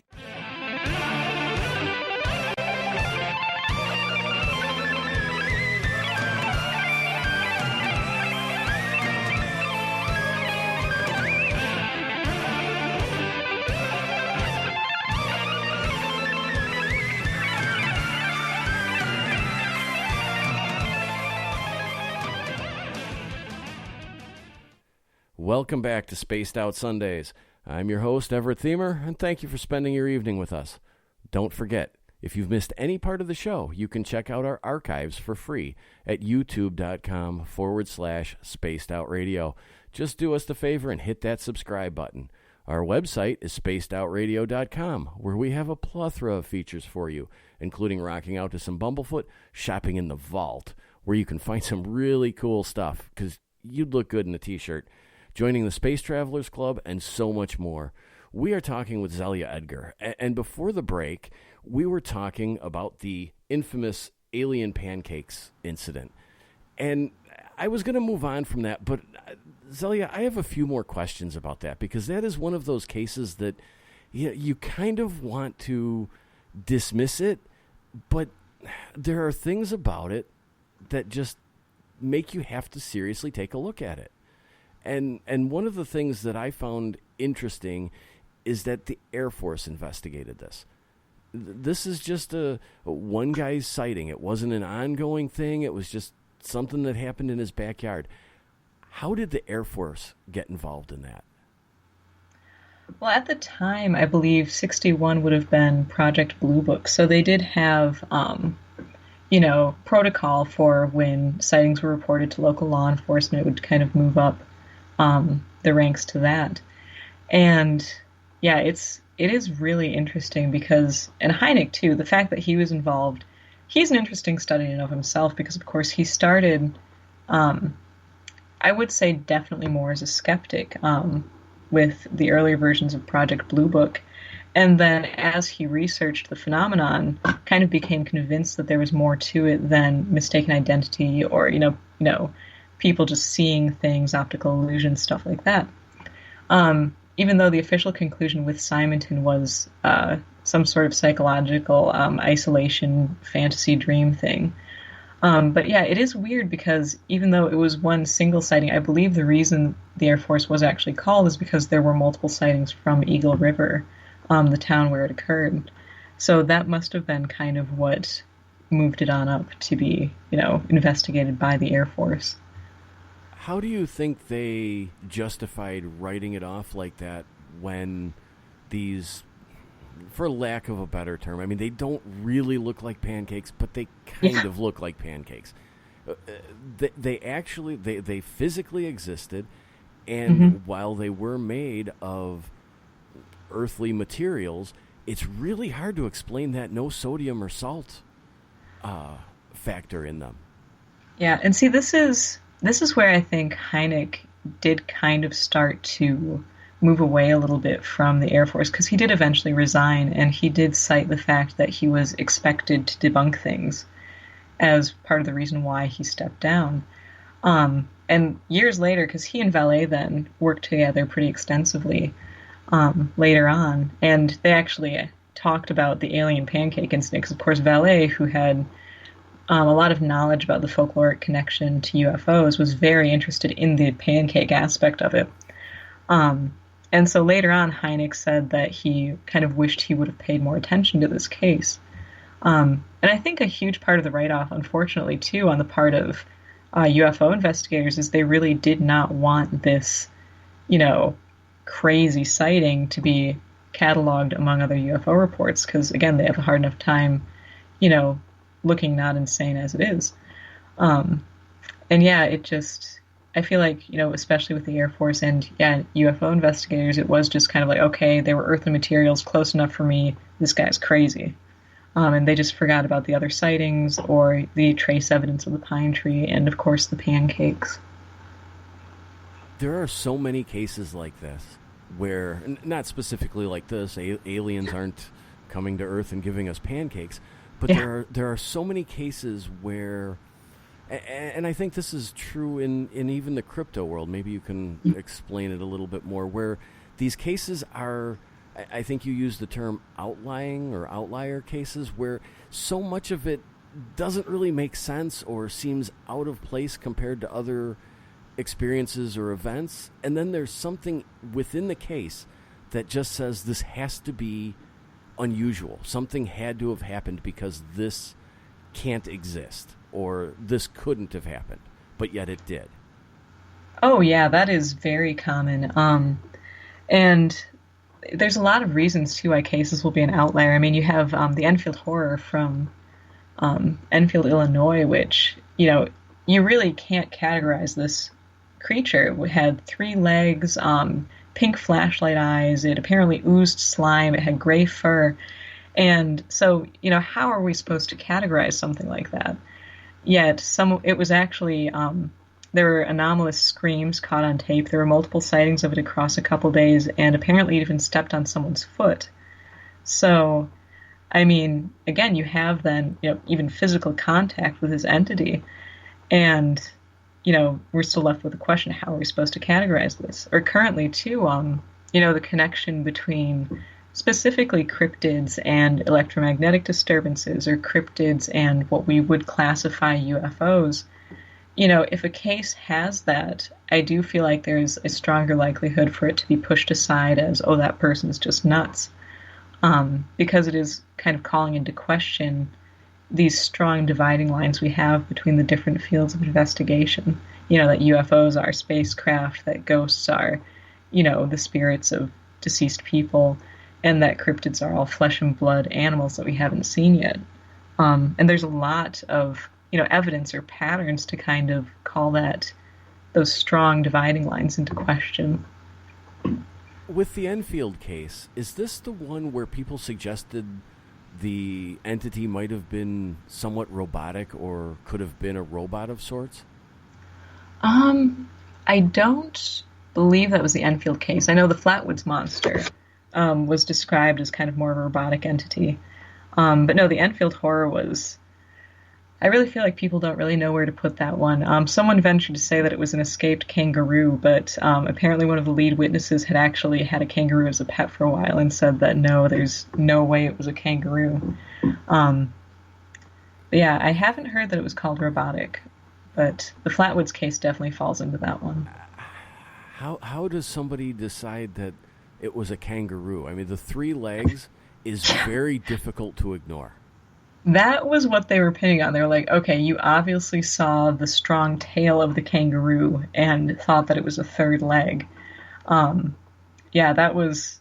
Yeah, but multiple people saw 3 legs. Oh, yeah. Yeah, multiple people, and there were several, very close-range encounters. One of the initial ones, there were children, their parents had gone out for the night, and this entity was actually scratching at the door and then the air conditioner unit trying to get in the house. So they had a pretty good span of time where they observed it, and at very close range, because they actually, later on when the parents came home, it came back and was at the door, and the father actually tried to shoot at it, and it just bounced off into the night. So these close-range sightings really rule out, a kangaroo, but again, I feel like a lot of times people just try and rationalize, especially these really, really weird sightings, just to kind of be done with them. With a sighting as weird as that, and I don't mean weird as a derogatory term, but as unusual as that, did the Men in Black make any appearances on something like that? I don't believe the Men in Black showed up for that one. That surprises me. It surprises me too, actually. I sometimes wonder what their rationale is for visiting people, because I know the Dover Demon too is another one that really, all of these classic cases, the true, just completely unusual, strange nature of them is sometimes just, not even brought up, because these standalone cases such as the Enfield Horror, the Flatwoods Monster, the Dover Demon, they are considered real classics, whether you're coming at it from a UFO standpoint or a cryptid standpoint. And that was another one where I wondered why it didn't show up for the Dover Demon. Now, the Men in Black did show up for the Flatwoods Monster. They came the very next day. These 2 men in very nice black suits visited Mrs. May, one of the initial witnesses, and asked her to take them to the site. But yeah, a lot of these other ones, they did not make an appearance, which is always weird. Now, you can't spend any time in the UFO or paranormal fields and not know about the Flatwood Monster incident. But the Dover Demon, what? I think I'm a little unfamiliar with that one. What was that? That was a sighting. boy, I think it was in the 70s. There was a sighting of this creature that was about 4 feet tall. It had a bulbous head and huge eyes, but no nose and no mouth, and a very spindly body. It was spotted by 4 people, I believe. And it's another one too, where the sighting happened once over, I think that one was just viewed once, maybe over 2 days, I can't remember, and then never again, and there were no sightings of it previously. And, it's just, again, it's a classic, but such an outlier too. There's that weird sort of trade-off there. And the strangest thing to me is one of the witnesses actually tried to describe its coloring, and they said that it looked like comics. It looked like comic book flesh color, almost like this exaggerated peach tone. And then the fact, too, that it had no nose and mouth. This can't be, really an entity, a biological entity as we understand it, living in our Earth and our environment. And that was another one, too, where the premier explanation for that was a baby moose with mange. So... the way you're describing it, I'm picturing like a giant piece of silly putty. Yeah, that was actually... That's a pretty good explanation for it, actually. Just silly putty fashioned into this spindly, humanoid-ish type creature with huge, glowing green eyes. Now, where did this take place? Let's see. Dover, it was on the East Coast, let me think. So Dover, Delaware, maybe? Believe so. I only ask because I wonder, with the way it's described, and it is a little bit different, but I wonder how it plays into the sightings of the vegetable man that took place in, 69, I believe it was? Yeah, Dover, Massachusetts. I knew it was, Okay. I thought it was Massachusetts. I couldn't remember. Yeah, that's another, there's a lot of cases like that. I know there's even one case that Keel mentioned of walking tree stumps. So sometimes you will have these, entities that are you can't even really claim that they appear to be animal-like. They have almost more vegetable tendencies. But, yeah, the Dover demon was, and that's just the thing, is the lack of, any discernible ability for it to breathe really calls everything into question. Then even people claiming that might be aquatic or something like that, there were no other protuberances like gills or anything. So, with all these cases that are kind of different from all the rest, do you think that maybe these are cases where people are experiencing something, but they're kind of seeing it through their own filters and maybe applying what they expect or want or subconsciously see to the figure or the entity? That's a difficult question. I think sometimes that happens, but I think likelier than not, it's actually to normalize the entity. So as opposed to making it these very outlandish things that it really wouldn't be able to work as we understand it in a corporeal sense, I think it would almost be likelier to normalize it to something that we would expect. And I do believe that happens, especially with sightings of creatures, or UFO occupants, just to kind of make sense of it all.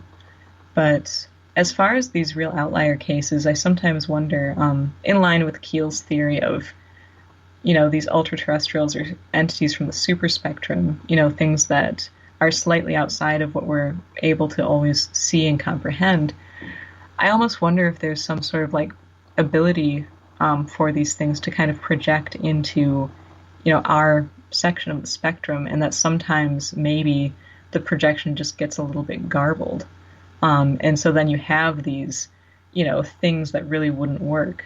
You see this too, even with the Mothman. I mean, its wingspan was not enough to really support flight, yet it was observed flying. However, people also claimed that it wouldn't even flap its wings, it kind of just drifted over. So sometimes these things appear to kind of almost,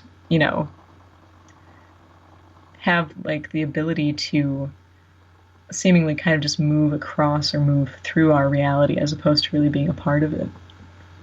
You said that maybe these beings have the ability to project what they maybe think we want to see. onto Mm-hmm. themselves. Do you think then that maybe these beings are not physical at all? Could they be some sort of interdimensional being? Or is this sort of almost like a cloaking ability or cloaking device that maybe they just haven't mastered yet? Both of those are, I feel, very legitimate theories. I lean a little bit towards, the interdimensional or, super spectrum type idea. As to the consciousness or will of whatever is behind it, you could theorize about that forever. But if you go with that idea, too, it even kind of moves into UFOs. I mean, you have this really weird transition from the older accounts of the fairies, living in flying palaces or flying sailing ships, into our hard and fast extraterrestrial visitors and their, magical metallic craft. And the interesting thing is then right in the middle of this transitional area, you have the airship flap of 1897. And it's really weird because these airships were being spotted all over the U.S. by hundreds of witnesses. They were being written about in papers. And the truth of the matter is these magical flying machines, which were so wonderful, were exactly what people of 1897 expected flight to look like. They had propellers and rudders and anchors. And of course, with our knowledge of flight today, nothing like that would be able to take off, let alone sustain flight. So I do feel like there might be a larger issue across the board of the ability for something to project something that we do tend to expect. And sometimes it does, especially in the case of like the Enfield horror, possibly gets garbled in transmission. I could understand that. I think that's a pretty good theory. And you mentioned fairies, and in the next segment we're going to go down that road a little bit because so many people tend to think of fairies or used to think of fairies as kind of these happy little go-lucky entities that were kind of like tricksters. But that theory has changed, and maybe they're not so nice. Yeah, once you really start looking into it, it is very different than like Tinkerbell. And the whole lore of, pretty much all human history has this concept in it.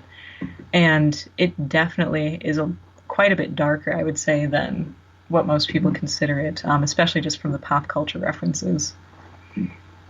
Well, I think in Ireland, Scotland, the darker aspect of fairies has been known for a longer bit of time than it has here.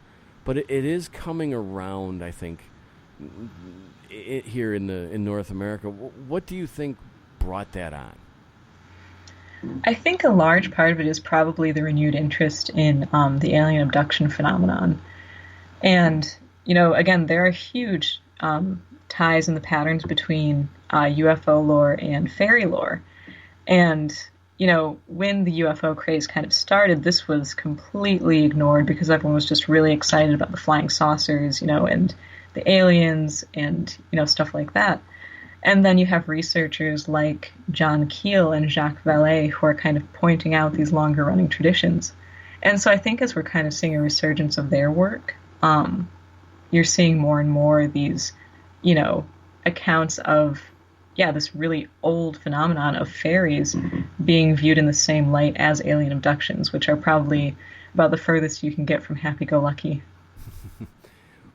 When we look back in history, there is some form of record of UFO abductions or UFO sightings throughout history. Mm-hmm. When do we begin to see the tie-in between fairies and the UFO phenomenon? Is it in the 1600s? Is it more recent? When did they begin to kind of put that together? See, I feel like the model for... It's one of those things where I feel like the model for the UFO phenomenon is kind of ever-changing.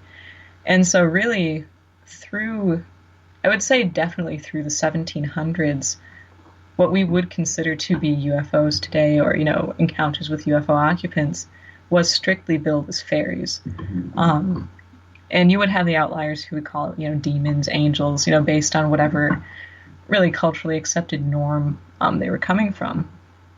And it was in the 1800s, really, when that kind of started to shift, and that was even with the advent of science fiction and, the interest in plurality of worlds and the possibility of life on other planets. And so kind of as that was popularized in the public eye was when this change occurred, which, again, might be evidence of the reflective nature of this, as opposed to it being, what it presents itself to be. It is actually something presenting itself to us as that. So are fairies then aliens, or do they live on Earth? What exactly is the theory regarding that? Because it doesn't seem like they can be both alien and earthly inhabitants. Are they terrestrial, extraterrestrial, interdimensional? See, it's kind of the same question with UFOs. Currently we tie UFOs to space because that is, the accepted current theory for it. And that was really brought about with, the atomic age and the Cold War and going into space. We just assumed that these flying objects, that's where they must come from.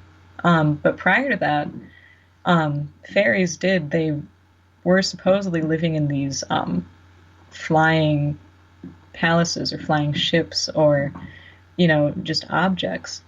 And they were definitely connected to that, just as they were also connected to certain landmarks. And again, too, we get that sometimes with UFOs, constantly appearing in the same place year after year.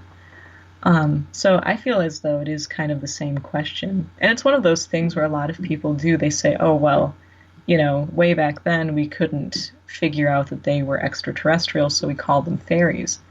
But it gets to the point then where I'm just wondering, in a couple hundred years, what people are going to be calling what we call extraterrestrials.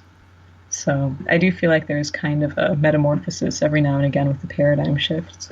Is there a difference then, and we just have about a minute left before we go to break, is there a difference then between maybe these fairies and the fairies that people talk about that live in the woods and are mischievous and happy-go-lucky? Are there different types, or are they all kind of the same thing? I would say large and by, they're mainly the same. And as far as the legends of the more happy-go-lucky ones, I feel as though that might be tied almost to poltergeist occurrences. And of course, there's even ties to UFOs with that, but not in regards to any actual entities. But yeah, I feel like they are all roughly the same thing. And even within fairy lore and UFO lore, of course, you have different types of entities that have vastly different feelings associated with them.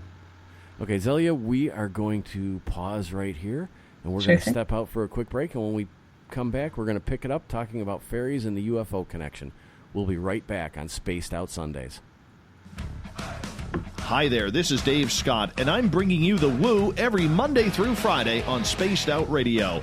I'm going all out to bring you the strangest, oddest stories and subjects I could find for your entertainment. Why? Because when we hit peak woo, I know I've done my job. So come tune us in at spacedoutradio.com, 9:06 Pacific, 12:06 a.m. Eastern, and together, my friends, we own the night. Find your escape where time has no limits. It's about living today and cherishing the heritage of yesterday. A spirit of adventure for what is new, with the nostalgia of the past. Your timepiece is a reflection of who you are. Life surrounded by beauty from the world around us to the soul within. EscapeWatches.com. There is no time like the present to enjoy your escape. Use promo code SMF2017 for your 20% discount today. John Resig here, founder of CHIVE Charities. And just like you, we have a penchant for the uncommon, the overlooked, and the off-the-cuff. CHIVE Charities operates a bit differently than most organizations. We listen to our recipients to find out exactly what they need, and then we give it to them. We provide people with rare medical conditions, veterans, and first responders with grant items that will make a direct impact on that person's life. We don't just forget about our recipients when the van or the wheelchair has been delivered, though. Our recipients are part of our CHIVE Charities family for life. By becoming a donor with us, you could be a part of that family too. And our listeners of Spaced Out Radio know that thinking differently can be a very good thing. To get to know some of our recipients and to support Spaced Out Radio's official charity, head over to CHIVEcharities.org and start making a real difference today. If you're heading to Vancouver, make sure you stop by the official bar of Spaced Out Radio, the Moose Vancouver. It's the place to party in YVR. At the corner of Nelson and Granville, the Moose Vancouver is always up to speed with a kitchen staff that serves great food. All food on the menu, $6.95 to $8.95. There's a reason the Moose Vancouver is recognized as one of the hottest spots on the West Coast. Get your horns up for the Moose Vancouver. Come hang out with Spaced Out Radio, where we own the night. This is Carl. You can follow Dave on Twitter at Spaced Out Radio, and during the show, use the hashtag Spaced Out Radio to chat with us live. On Instagram, at Dave Scott SOR. On Facebook, give our page a like, Spaced Out Radio Show. SOR archives are free on YouTube at Spaced Out Radio. Come join us, or I will come join you. See you at your window. The SOR Vault is open for business, and do we have some cool swag for you to pick up? All you have to do is head over to our website and click on the SOR Vault. You have a variety of cool logos to choose from, and put them on anything you want. T-shirts, hoodies, hats, coffee mugs, you name it, we can get it to you. So do your shopping by supporting the store you love. Get your Spaced Out Radio swag at the SOR Vault today.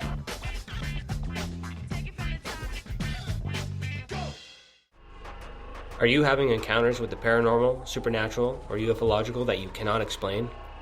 Look no further than the SOR Sightlines Report, brought to you by the Experiencers Support Association. This is Ryan Stacy, head of the Research Association, TESA. Soon on the Spaced Out Radio website, you'll be able to file your reports and have them researched for you. We are independent and ready to help Spaced Out Radio listeners today.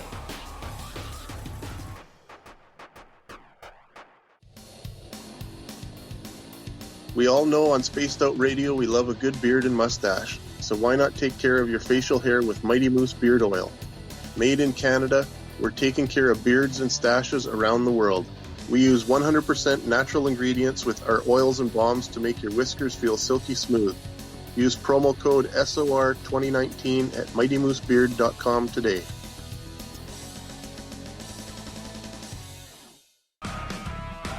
Get your horns up with me on Spaced Out Radio. This is Ron Bumblefoot Thal. Come tune in to SOR, where you can hear me rock out with Little Brother Is Watching, the official theme song of Spaced Out Radio.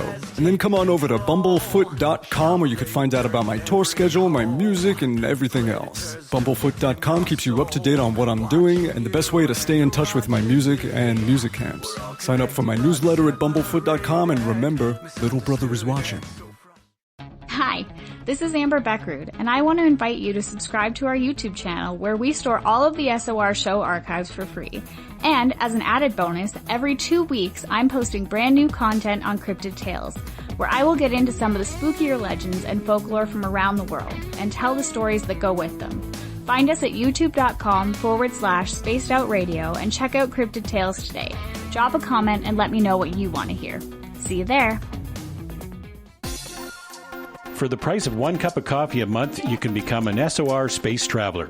The Space Travelers Club is a place where you can interact with other listeners, either live during the show or on our great forum. We want your stories, pictures, comments, and ideas. You'll get live video streams, exclusive content, and be a part of our newsletter. Stay in touch with everything SOR. The Space Travelers Club is just $5 a month at spacedoutradio.com. At spacedoutradio.com, we have a little bit of everything for you to stay up late. So while you're there, check out our SOR Newswire, where our team brings you stories of the weird and strange to the WTF from around the globe. News on Bigfoot, UFOs, paranormal, Darwinian-type crime tales. It's the stories that the mainstream media usually won't touch. Well, we got them all on the SOR Newswire, only at spacedoutradio.com. Come hang out with me, Little Richie G, as I take over the airwaves on Spaced Out Saturdays.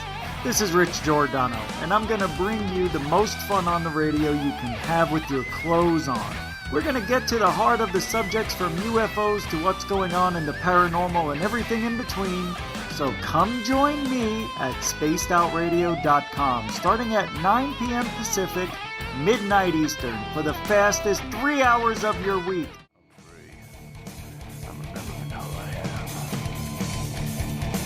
My hands can feel again. I'm free. I'm remembering who I am. My hands can feel again. I'm free. I'm remembering who I am. My hands can feel again. I'm free. I'm remembering who I am. Welcome back to Spaced Out Sundays. I'm your host, Everett Thiemer. Thanks for sticking around with us. We welcome back everyone listening in on our terrestrial affiliates, KDNF AM 1560 in Dangerfield, Texas, KDUN AM 1030 in Reedsport, Oregon, KZFX 93.7 FM in Ridgecrest, California, WQEE 99.1 FM in Noonan, Georgia, and UPRN 107.7 FM in New Orleans. On the digital side, we're on Kingdom of Nye Radio and Revolution Radio.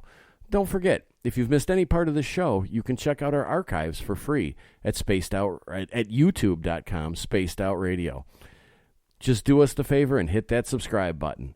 Our website is spacedoutradio.com, where we have a plethora of features for you, including rocking out to some Bumblefoot, shopping at the Spaced Out Radio Vault, reading up on the SOR Newswire, and so much more. There are so many new features on that website. You really need to hop over there and check it out. Join the Space Travelers Club, $5 a month. You get to join our private chat. There's bonus content. There's all kinds of fun things to do over there. Now, before the break, we were talking with Zelia Edgar about the UFO Fairy Connection. And I want to continue with that because I think this is one of those topics that it's easy to dismiss, but there's a lot to it. And we're just starting to dig into it. Zelia, welcome back and thanks for sticking around with us. Oh, yeah, sure thing. So, can you explain a little bit? Because I know that a lot of people are probably scratching their head, maybe not quite sure what this is about. Can you explain the connection between fairies and UFOs a little bit? Yeah, definitely. And I know it's one of those things because of, the current pop culture, fairy is completely different than the centuries of lore that really comprises the phenomenon. And so the interesting thing is that, again, when people typically think of fairies, it is, it's like Tinkerbell and really like, fairy tales, Disney kind of stuff. But fairies all throughout human history have kind of been have the same sort of connotations as our current idea of like aliens. They're definitely very mysterious, usually something to be avoided. And you really don't get that in, the current pop culture view of them. Now, how does this play into the ultra-dimensional, interdimensional theories? Because it doesn't seem to fit into the extraterrestrial theory. Yeah, exactly. That's the interesting thing. And again, this kind of brings up Simonton and the pancakes. Because the issue is, with fairies and UFOs is, yes, the current model is extraterrestrial visitants. And with fairies, there is definitely the tradition of this is something that is kind of occurring in our space, in our Earth, as opposed to something that visits us. It's definitely very much embedded in like certain areas or certain landmarks. And with fairies, too, and UFOs, there's usually there's this kind of concept that time is often affected. And you'll get this with UFO abductions, of course, the classic concept of missing time, which is usually billed as, memory loss, and sometimes is. You get this same concept throughout fairy lore. And sometimes, too, the crafts seem to have the ability to manipulate time. With fairy lore, there's this constant theme of people, believing they've been gone a couple hours, they've actually been gone a couple weeks, going missing from their homes after wandering through a certain area or seeing lights or encountering an object. And of course, this has happened with UFO encounters and abductions. People believe that they've been gone only a couple minutes, it's actually a couple hours. They believe they've been gone a couple hours, it's a couple days.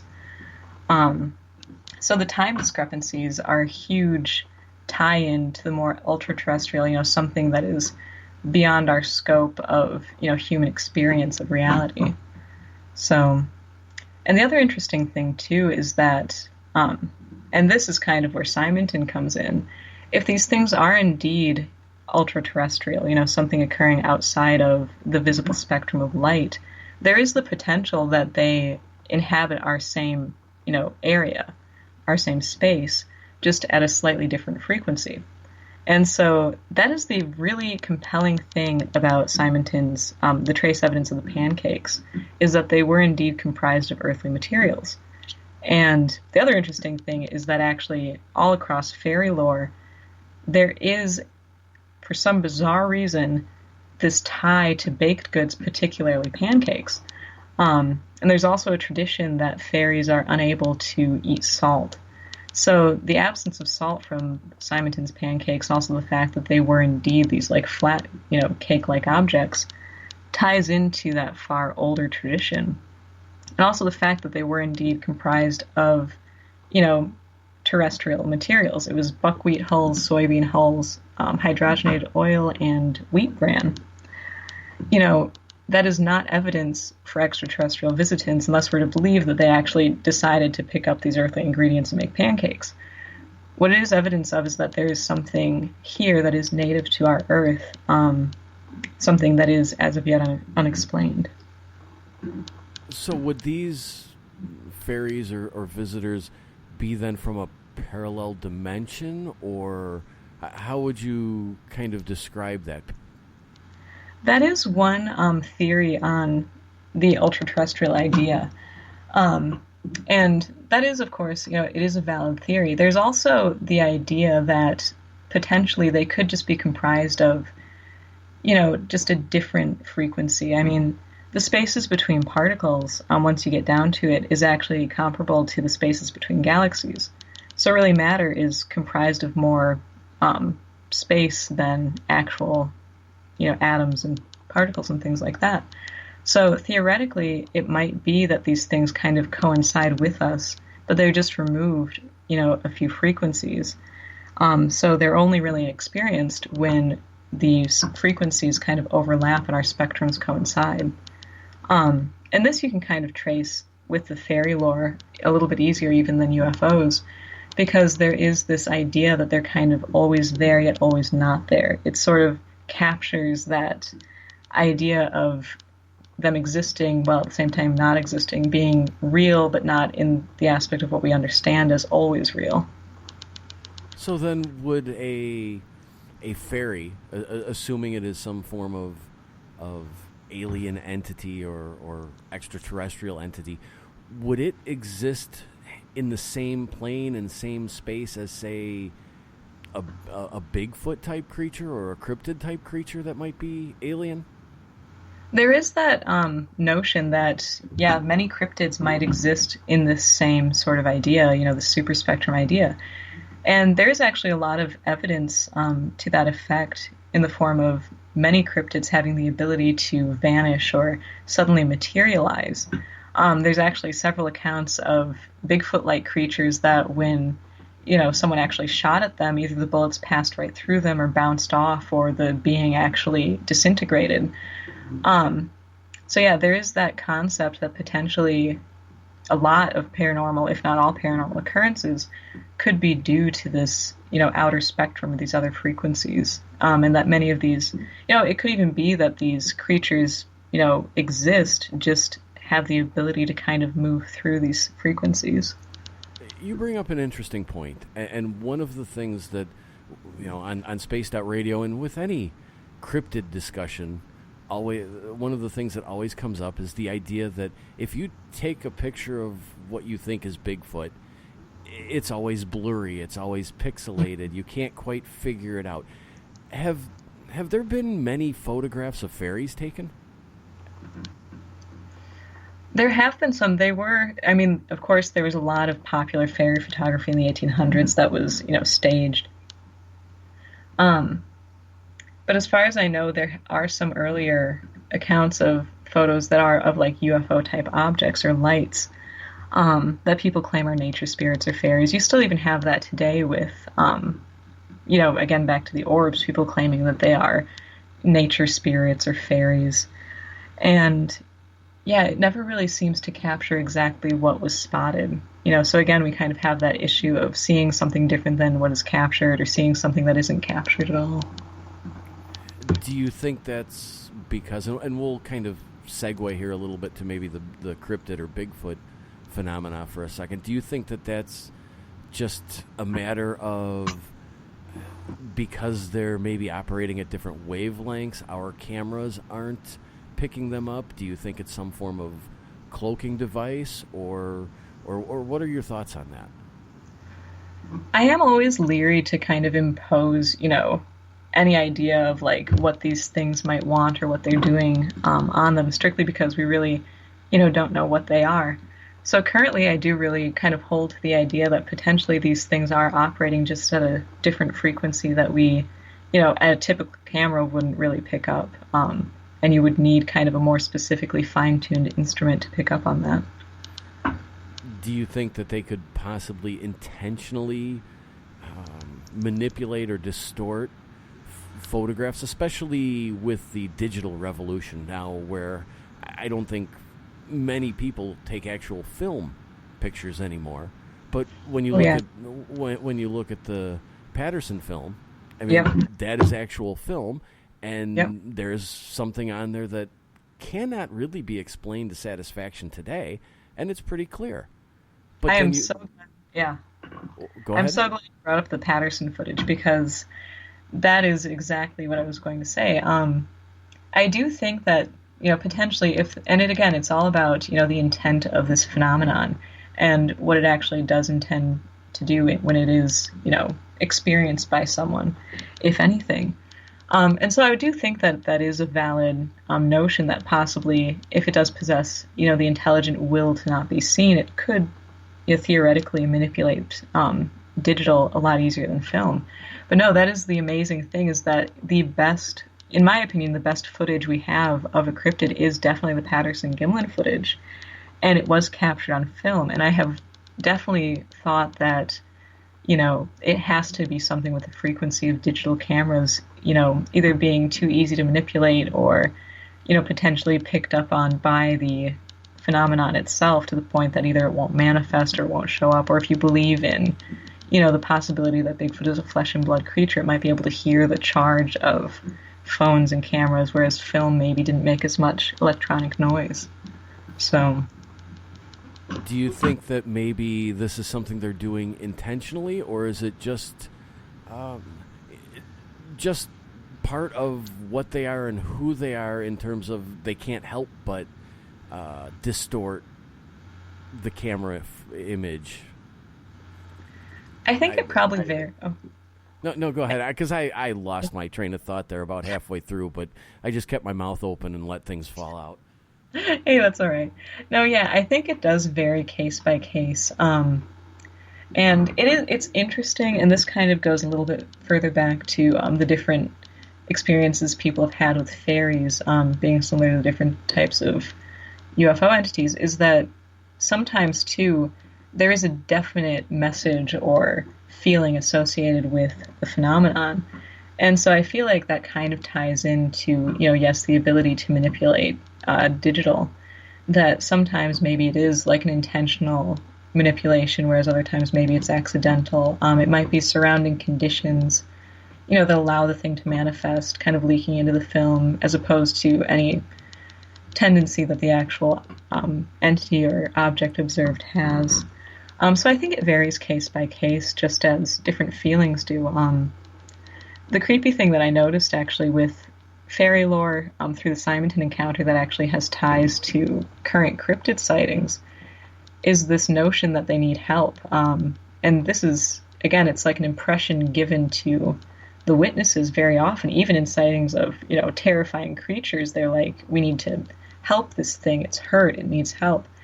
And again, it's kind of the question of, is that intentional, or is it just some sort of, electromagnetics can seriously influence the human mind.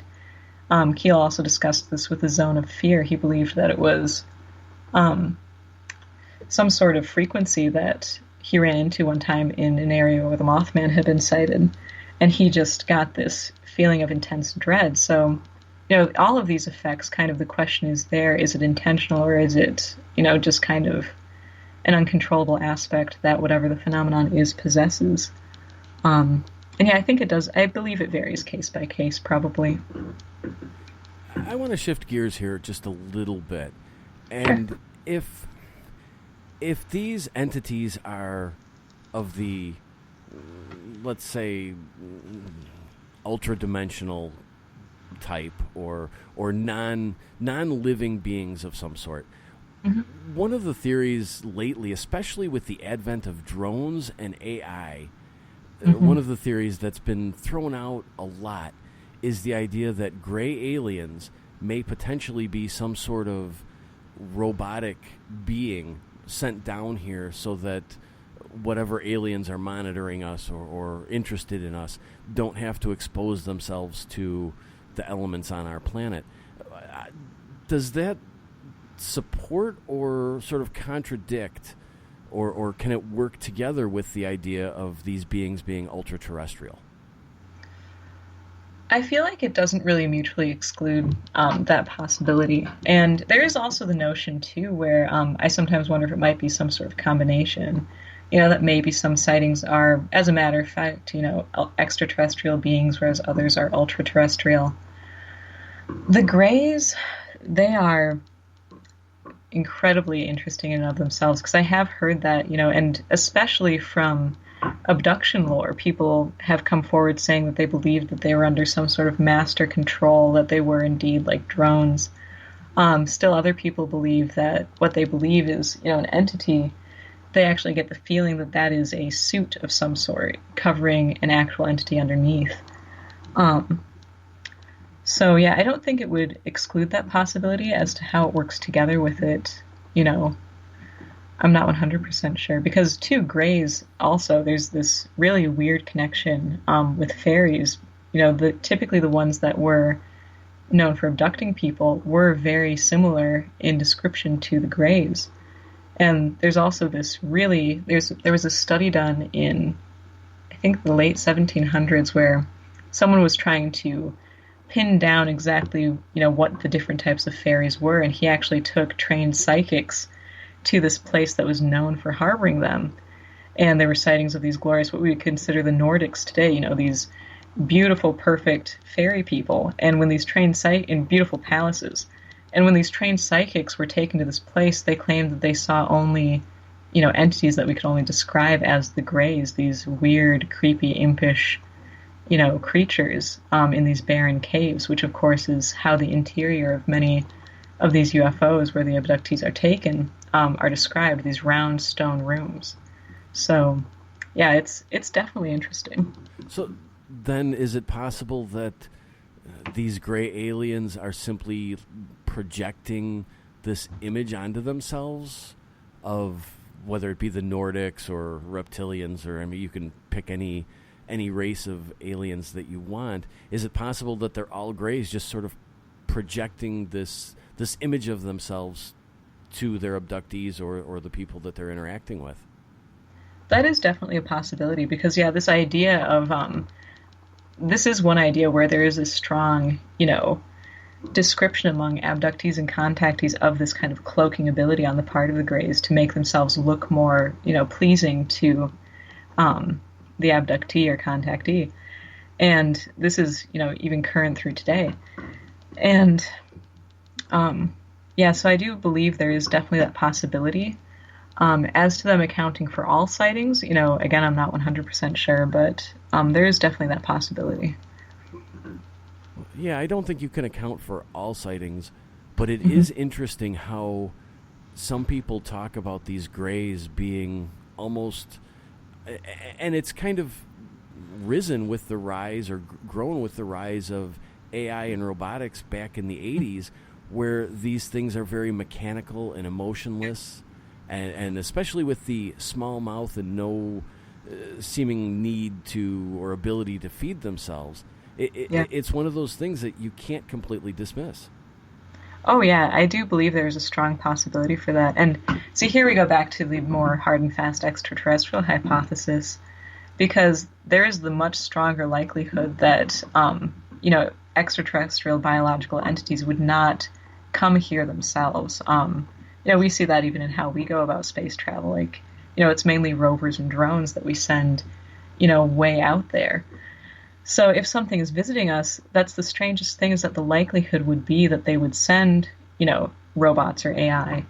And that's not what people typically describe. However, with the Greys, maybe there's the potential for even some sort of, biological sort of AI, something that's grown for whatever purpose.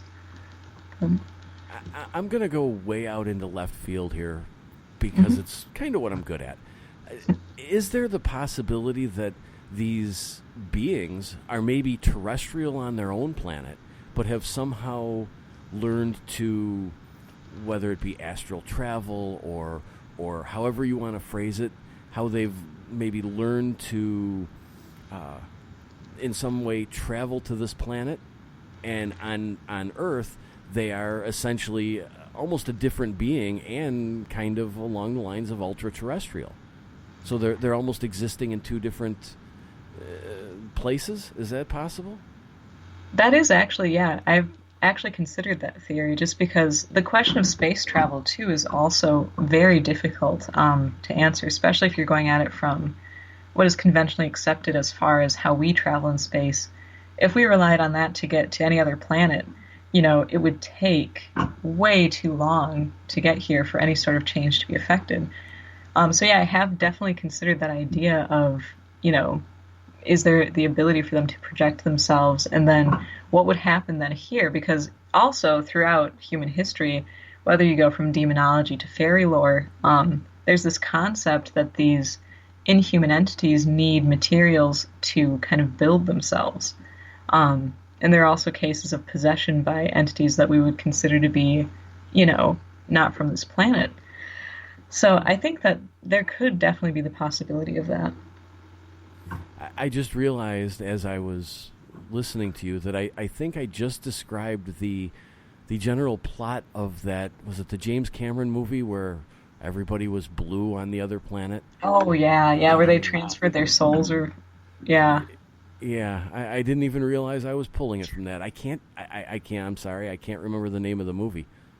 Was it Avatar? That was it. Okay, it was a big deal, I remember that. Yeah. But, yeah. I didn't even realize I was pulling it from there, but apparently I was. But with that, Zelia, we are going to step out for our final break, and we will be right back on Spaced Out Sundays. Hey everybody, the SOR Space Travelers is open. For just $5 a month, you can hang out with Dave and our crew privately in our members-only section. With your signing, you'll receive newsletters on what's going on with Spaced Out Radio. You'll have direct contact with the host during the show in our chat, live streaming videos, and a great forum for your posts and more. Become a space traveler now at spacedoutradio.com.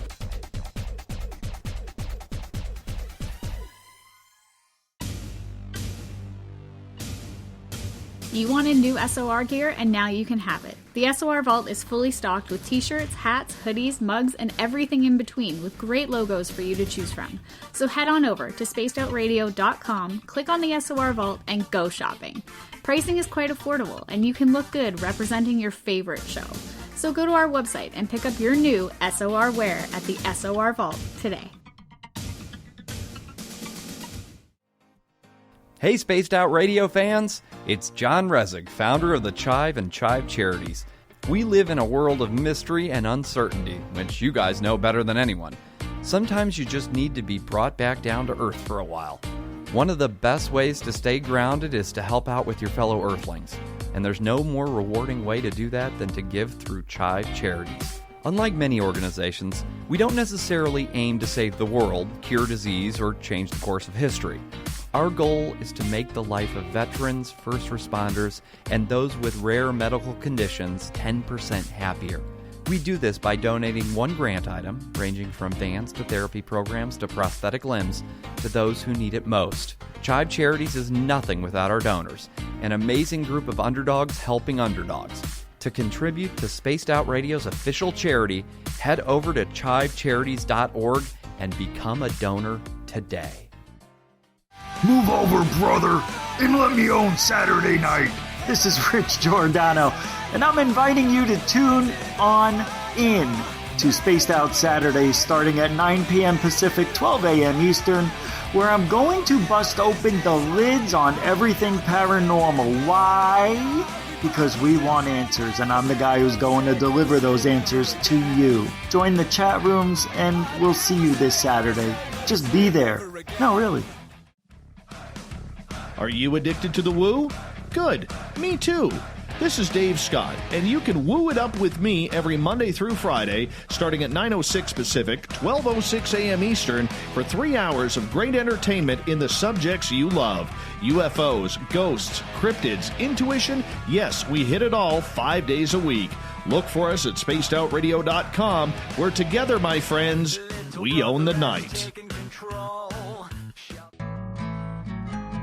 Looking for a place to advertise at a very reasonable cost? Look no further than Spaced Out Radio.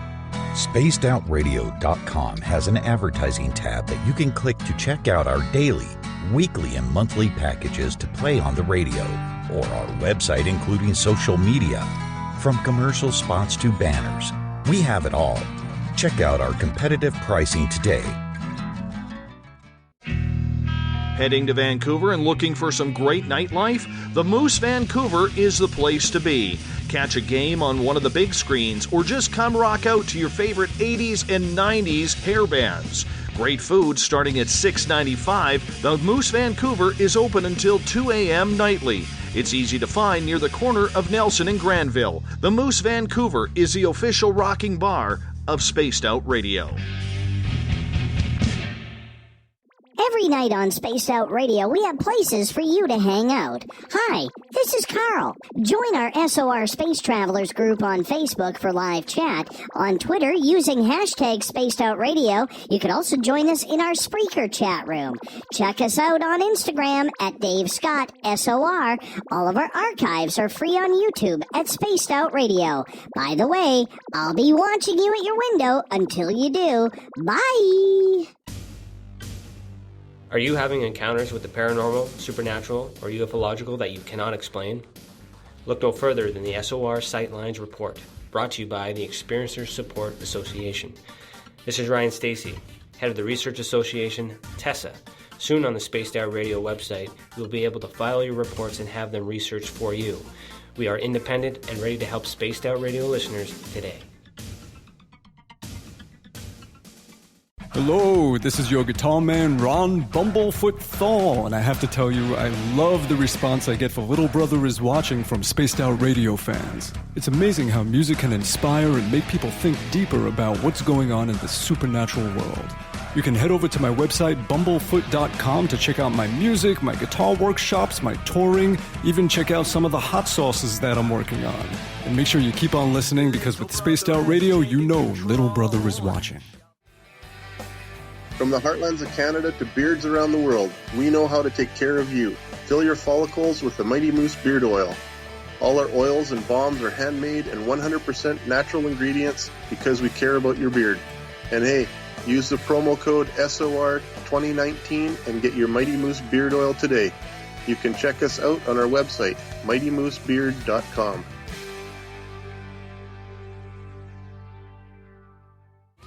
We're adding to the entertainment online for Spaced Out Radio. I'm Amber Beckrud, and I want to invite you to subscribe to our YouTube channel and check out Cryptid Tales, where I will take you on a journey into some of the strangest legends and lore from around the world, relaying the stories to you of the strange creatures and experiences that people have had throughout time. You can find Cryptid Tales at youtube.com/Spaced Out Radio. And while you're there, don't forget to check out our free archives and leave a comment. See you there.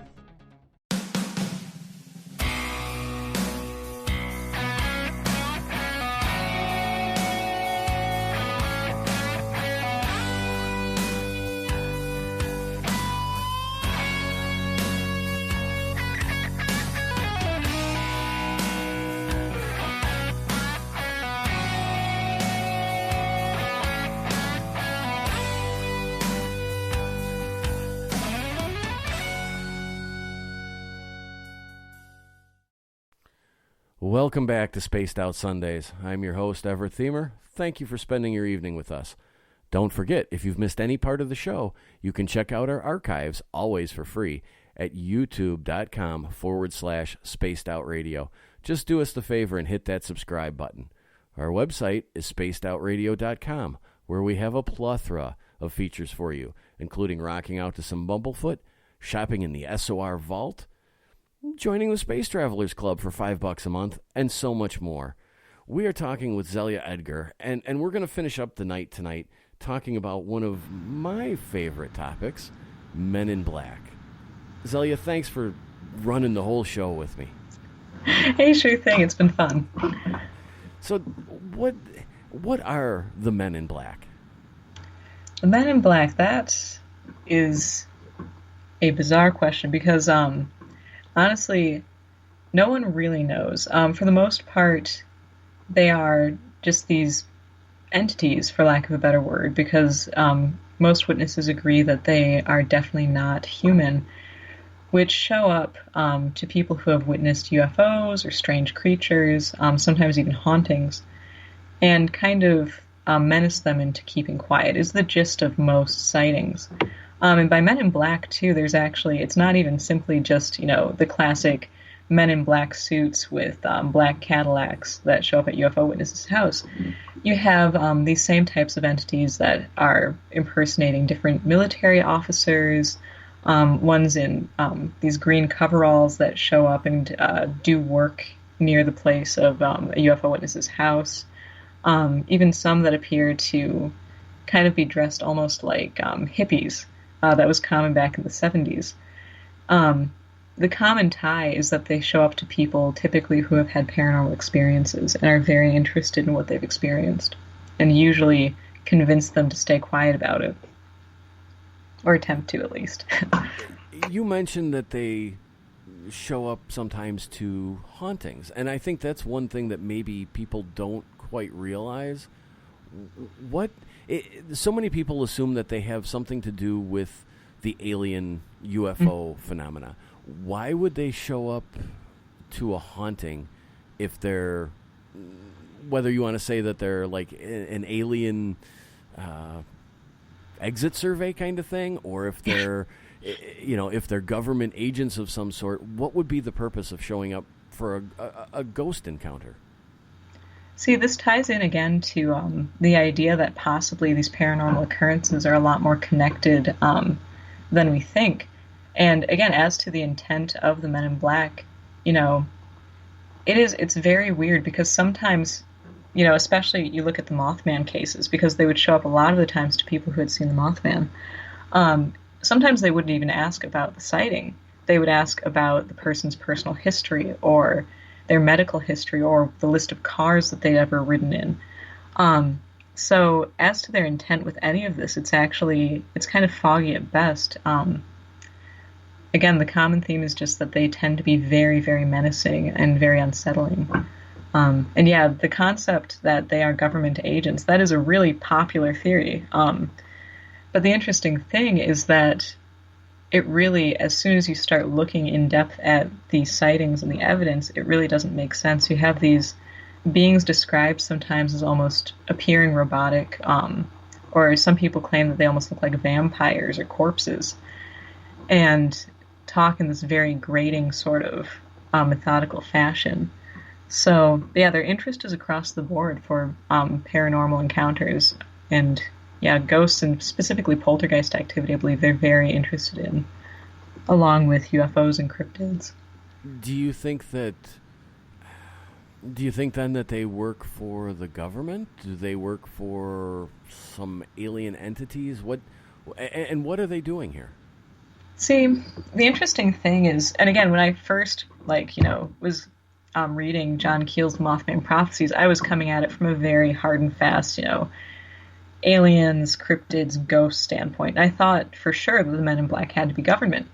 But then as you go through and you look at the actual encounters and you see that these things are, someone will see a UFO and turn around and they're there. There's no way for the government to have been involved that quickly, especially, pre the drone era. Or sightings where there's one famous one from the Mothman prophecies where these people came up a muddy footpath, these men in black type entities, to talk to a witness.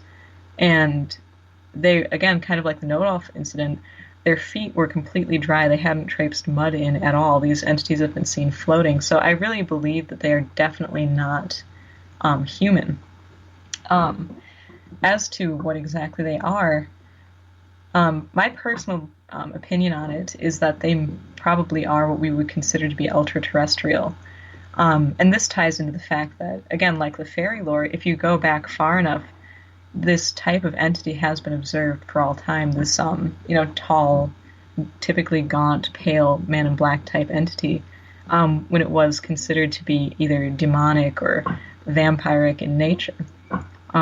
So I believe that it probably falls firmly into the ultra-terrestrial category. As to its interests in people seeing these things, that's open to all sorts of speculation. Do you think people then just kind of decided that they must work for the government as just a way to explain it to themselves, and it was an explanation that made sense, took off, and kind of stuck?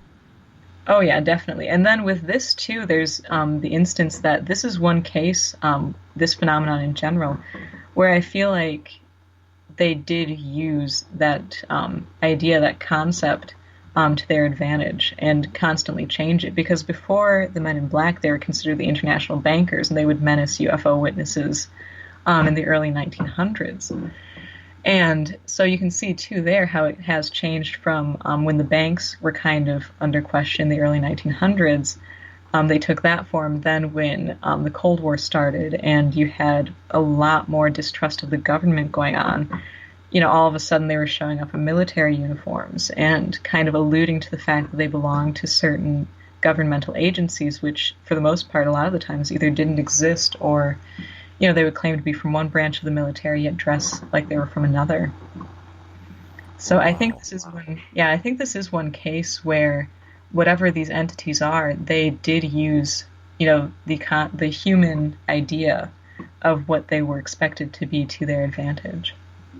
Now, I think everybody is pretty familiar with the types of questions they might ask a UFO or abduction experiencer.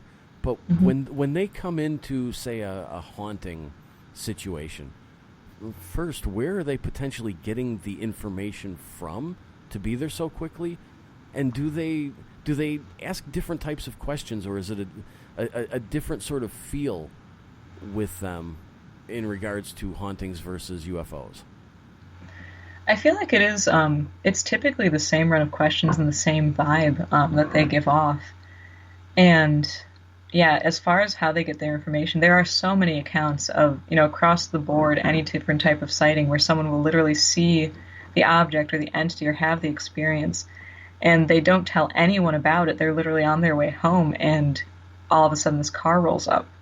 And there's absolutely no way for that information to have been given because the occurrence just happened. So as to how exactly they get their information, it does seem to be instantaneous from the sighting. And the questions they vary, even within UFO sighting questionnaires, I guess you could say, or cryptids or ghosts. But in that variance, there tends to be not really any strict, like, if you see a UFO, they will ask you this question. Or if you see a Bigfoot, they will ask you this question. It seems to vary just based case to case, regardless of what type of occurrence happened. I don't mean for this to sound as bad as it's going to sound, but if they're showing up to all of these different types of cases almost instantaneously, is it possible that there may be some sort of like cosmic data collector or data keeper and not at all what we think they are? I would say there is that possibility. As to why then they want the person to keep quiet about it. Sometimes, and this is where I do kind of speculate a little bit on the intention of paranormal occurrences, because sometimes I feel like when someone sees, an entity or an object that falls firmly into one category, there's almost this vibe like, why is it so perfect? A classic case of this is the Hopkinsville Kelly encounter, where someone saw a UFO, and then for an entire night, their entire family was plagued by these alien-type entities. And it's just one of those things where the setup of it was too perfect. They saw this UFO crash land, and then all of a sudden they were just berated by these waves of, little green, not green men, but little silver men. And so, with the Men in Black, I do wonder if it's a perpetuation of some idea that they constantly are telling people not to talk about it, and threatening witnesses into silence, because of course the witnesses come forward anyway. So it seems like kind of a useless thing to do. It almost gives the witness more of a desire to come forward and explain it because they are scared and they want help. Have there been any cases where they've come and talked to a witness and sort of tried to dissuade them from talking, and then that witness maybe talks publicly? Have there been cases where maybe the Men in Black come back and either question them on that or maybe make some threats about it or something like that? Oh, yeah, there are actually many cases like that where the witness will come forward with, what happened, and then the Men in Black will come back. That was even observed in Point Pleasant with the Mothman, when a Mothman witness whose family had been visited by the Men in Black was later, there was an attempted abduction by a man in a black Cadillac of this girl shortly afterwards. So, and that has happened, many different times with the Men in Black. As to actual harm that comes to someone, I mean, there's a lot of speculation across many different cases, and there are actually a few cases where the Men in Black have gone to another witness and said, look what we did to this guy, That actually happened. They were discussing Barney Hill after he died, claiming that it was like their doing. But as to whether any of this, actually happened, or again, it's just a perpetuation of this idea, this menacing sort of vibe, there's not really any clear-cut conclusion on that. Have there been any cases where the Men in Black have successfully abducted somebody? See, this is the very creepy thing, is that typically there are many cases where someone has, gone with them, gone into their car or their craft, because they, of course, have been observed coming down in, what we would consider to be UFOs. And even creepier still, these people have also invited the Men in Black into their house. And the interesting thing is that typically it's not really an abduction or entrance by force. It's actually just after the fact the witness will say, I don't know why I went with them, or I don't know why I let them in. And this harkens, of course, back to vampires, the classic, you have to let them in. But with the Men in Black, with the Men in Black, it's kind of like you can't not let them in.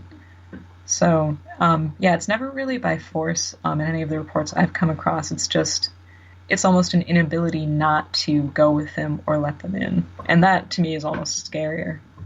The way you've just described it, it reminds me a bit of the black-eyed kid phenomena. Mm-hmm. Yeah, that is... Is there any connection or suspected connection between the two? There's definitely a suspected connection. I definitely have to agree with that. Because it is definitely, there's almost like this just compelling force when people see these black-eyed children, that they can't look away or they can't not let them into the house or, anything like that. And here again, too, we have the very terrifying concept of the need for help, because many times people claim that they get the feeling that these kids need a lift or they need to come in out of the rain or something like that. And I know there are some instances where the children are then seen with entities that can only be described as the Men in Black. So I would definitely say that there is a connection there. Now, has anybody described a Man in Black having the typical dark or black eyes that a black-eyed kid would have? Oh yeah, there's lots of sightings where they claim to have like completely black eyes or no iris or something like that. That's definitely happened several times. What do you think of that photograph that was taken, was it back in the 60s or 50s, of a gentleman kind of leaning against a building with a hat on, and he's wearing a black suit, looks very much like what people would describe as a Man in Black, and there were people saying that was proof of the Men in Black existing? There's a lot of photos like that, and I'd have to say inconclusive, unfortunately. As much as I would love to say, okay, look, here's, evidence of the Men in Black, a lot of the times, the ones that I've seen at least, it could really just be a person in a black suit, and even if it's, altered slightly or possibly like, special effects makeup, I'm not sure. Photos are they're always tricky because, a lot of the time it's fairly easy to hoax them, so... Is there any physical evidence of Men in Black existing? Beyond the stories and photographs, if they left anything anywhere that we could subscribe to them? That's a very good question. I think the answer would probably be a no. I know that this kind of ties in with the whole disappearing artifact issue. A lot of the times, and especially Keel covered all of this extensively for many years, and a lot of the times they would give people messages and then they would mysteriously vanish. I think that there might be some alleged writing by Men in Black type entities that was in Keel's possession. As to where it is today, I'm not really sure. And possibly, I think the artifacts that do tend to, survive, I guess you could say, are, I know in like the 60s, 70s, a contact of Keel's claimed to be in contact with these Men in Black type entities and was given pieces of some sort of like rock or metallic substance. And I think that Keel was given that, but it turned out just to be some sort of, commonly occurring, earth rock. And it's exactly like Simonton's pancakes, it's like all this to do, and then it's just a common piece of field rock. And there are several other accounts of that, these types of entities, giving rocks to like people that just turn out to be normal earthly rocks. You mentioned the disappearing artifact phenomenon. Can you explain that just a little bit really quickly? Yeah, sure thing. So across the paranormal, specifically in UFO contact cases, but also in some ghost cases, people will be given, some sort of object, which they're told is very important, and then at the last minute it'll either be taken away or it'll vanish the next day. A classic example of this is the book that was supposedly given to Betty Hill during the course of her abduction, and she asked to keep it and was told that she could, and then at the last minute they're like, no, you can't have it. So it's almost like this promise of here's your evidence, people are going to believe you, which is then either taken away or it totally vanishes under mysterious circumstances. And this is really common across, all the paranormal, but especially in cases of contact with UFO entities or ghosts. Certainly over the last 100 years, technology has changed a bit. Do you think that there will be a point in time where, and I don't want to say they'll mess up, but where one of these potential Men in Black will touch something or do something where DNA can be collected? And do you think that somebody would be on the ball enough to do something like that? I genuinely hope so, but if they are indeed, some sort of, manifestation or ultra-terrestrial nature, I wonder if, like the magical disappearing artifacts, the DNA, evidence might just simply evaporate as well. I know, like, there are many accounts of them. Keel would find, these Men in Black just as they were leaving a witness's house and actually chase down their car. It would turn down a dead end and it just wouldn't be there. So when you have something that can do something like that, any trace evidence that it would leave, I believe has the high likelihood of completely vanishing. We've just barely scratched the surface of so many of these topics, but unfortunately, we're starting to run out of time. Man, that is crazy. It's always a quick 3 hours. Yeah. Zelia, can you tell us where people can find your work, what you're doing, what you're up to next? Sure thing. So my website is justanothertinfoilhat.com. And I just started up the website. It's got like a blog going on, and I'll post my videos there as well. But my YouTube channel is also called Just Another Tinfoil Hat. So I kind of just go through case by case and talk about all of this weird stuff and, any theories I might have on it. So I'm really interested in every aspect of the paranormal. So ghosts, UFOs, cryptids, it's all pretty much there. Well, you have done a lot of great work, and I look forward to seeing a lot more of it, because I would suggest everybody go to her YouTube channel or her website, justanothertinfoilhat.com, and tell you, we like our tinfoil hats around here. So you've picked a perfect name for the Spaced Out Radio listeners. And thank you very much. Well, it was a pleasure having you, and I look forward to having you again. Oh my gosh, yeah, this was awesome. Again, thank you so much for having me on. This was just really cool. And with that, we have to kind of wrap this up, which is very disappointing because this was a great conversation. We've got Mr. Ron Bumblefoot THAL rocking in the background. Bumblefoot is the official music of Spaced Out Radio, rocking us in and out of every single show. Get your horns up for the guitar god himself. A special thank you to everyone listening in at home, in your cars, at work, in our chat rooms, and wherever you may be. Remember, this show is copywritten by Spaced Out Radio and SOR Media Ventures Limited. Thanks for sharing your evening with us, because together, my friends, we own the night.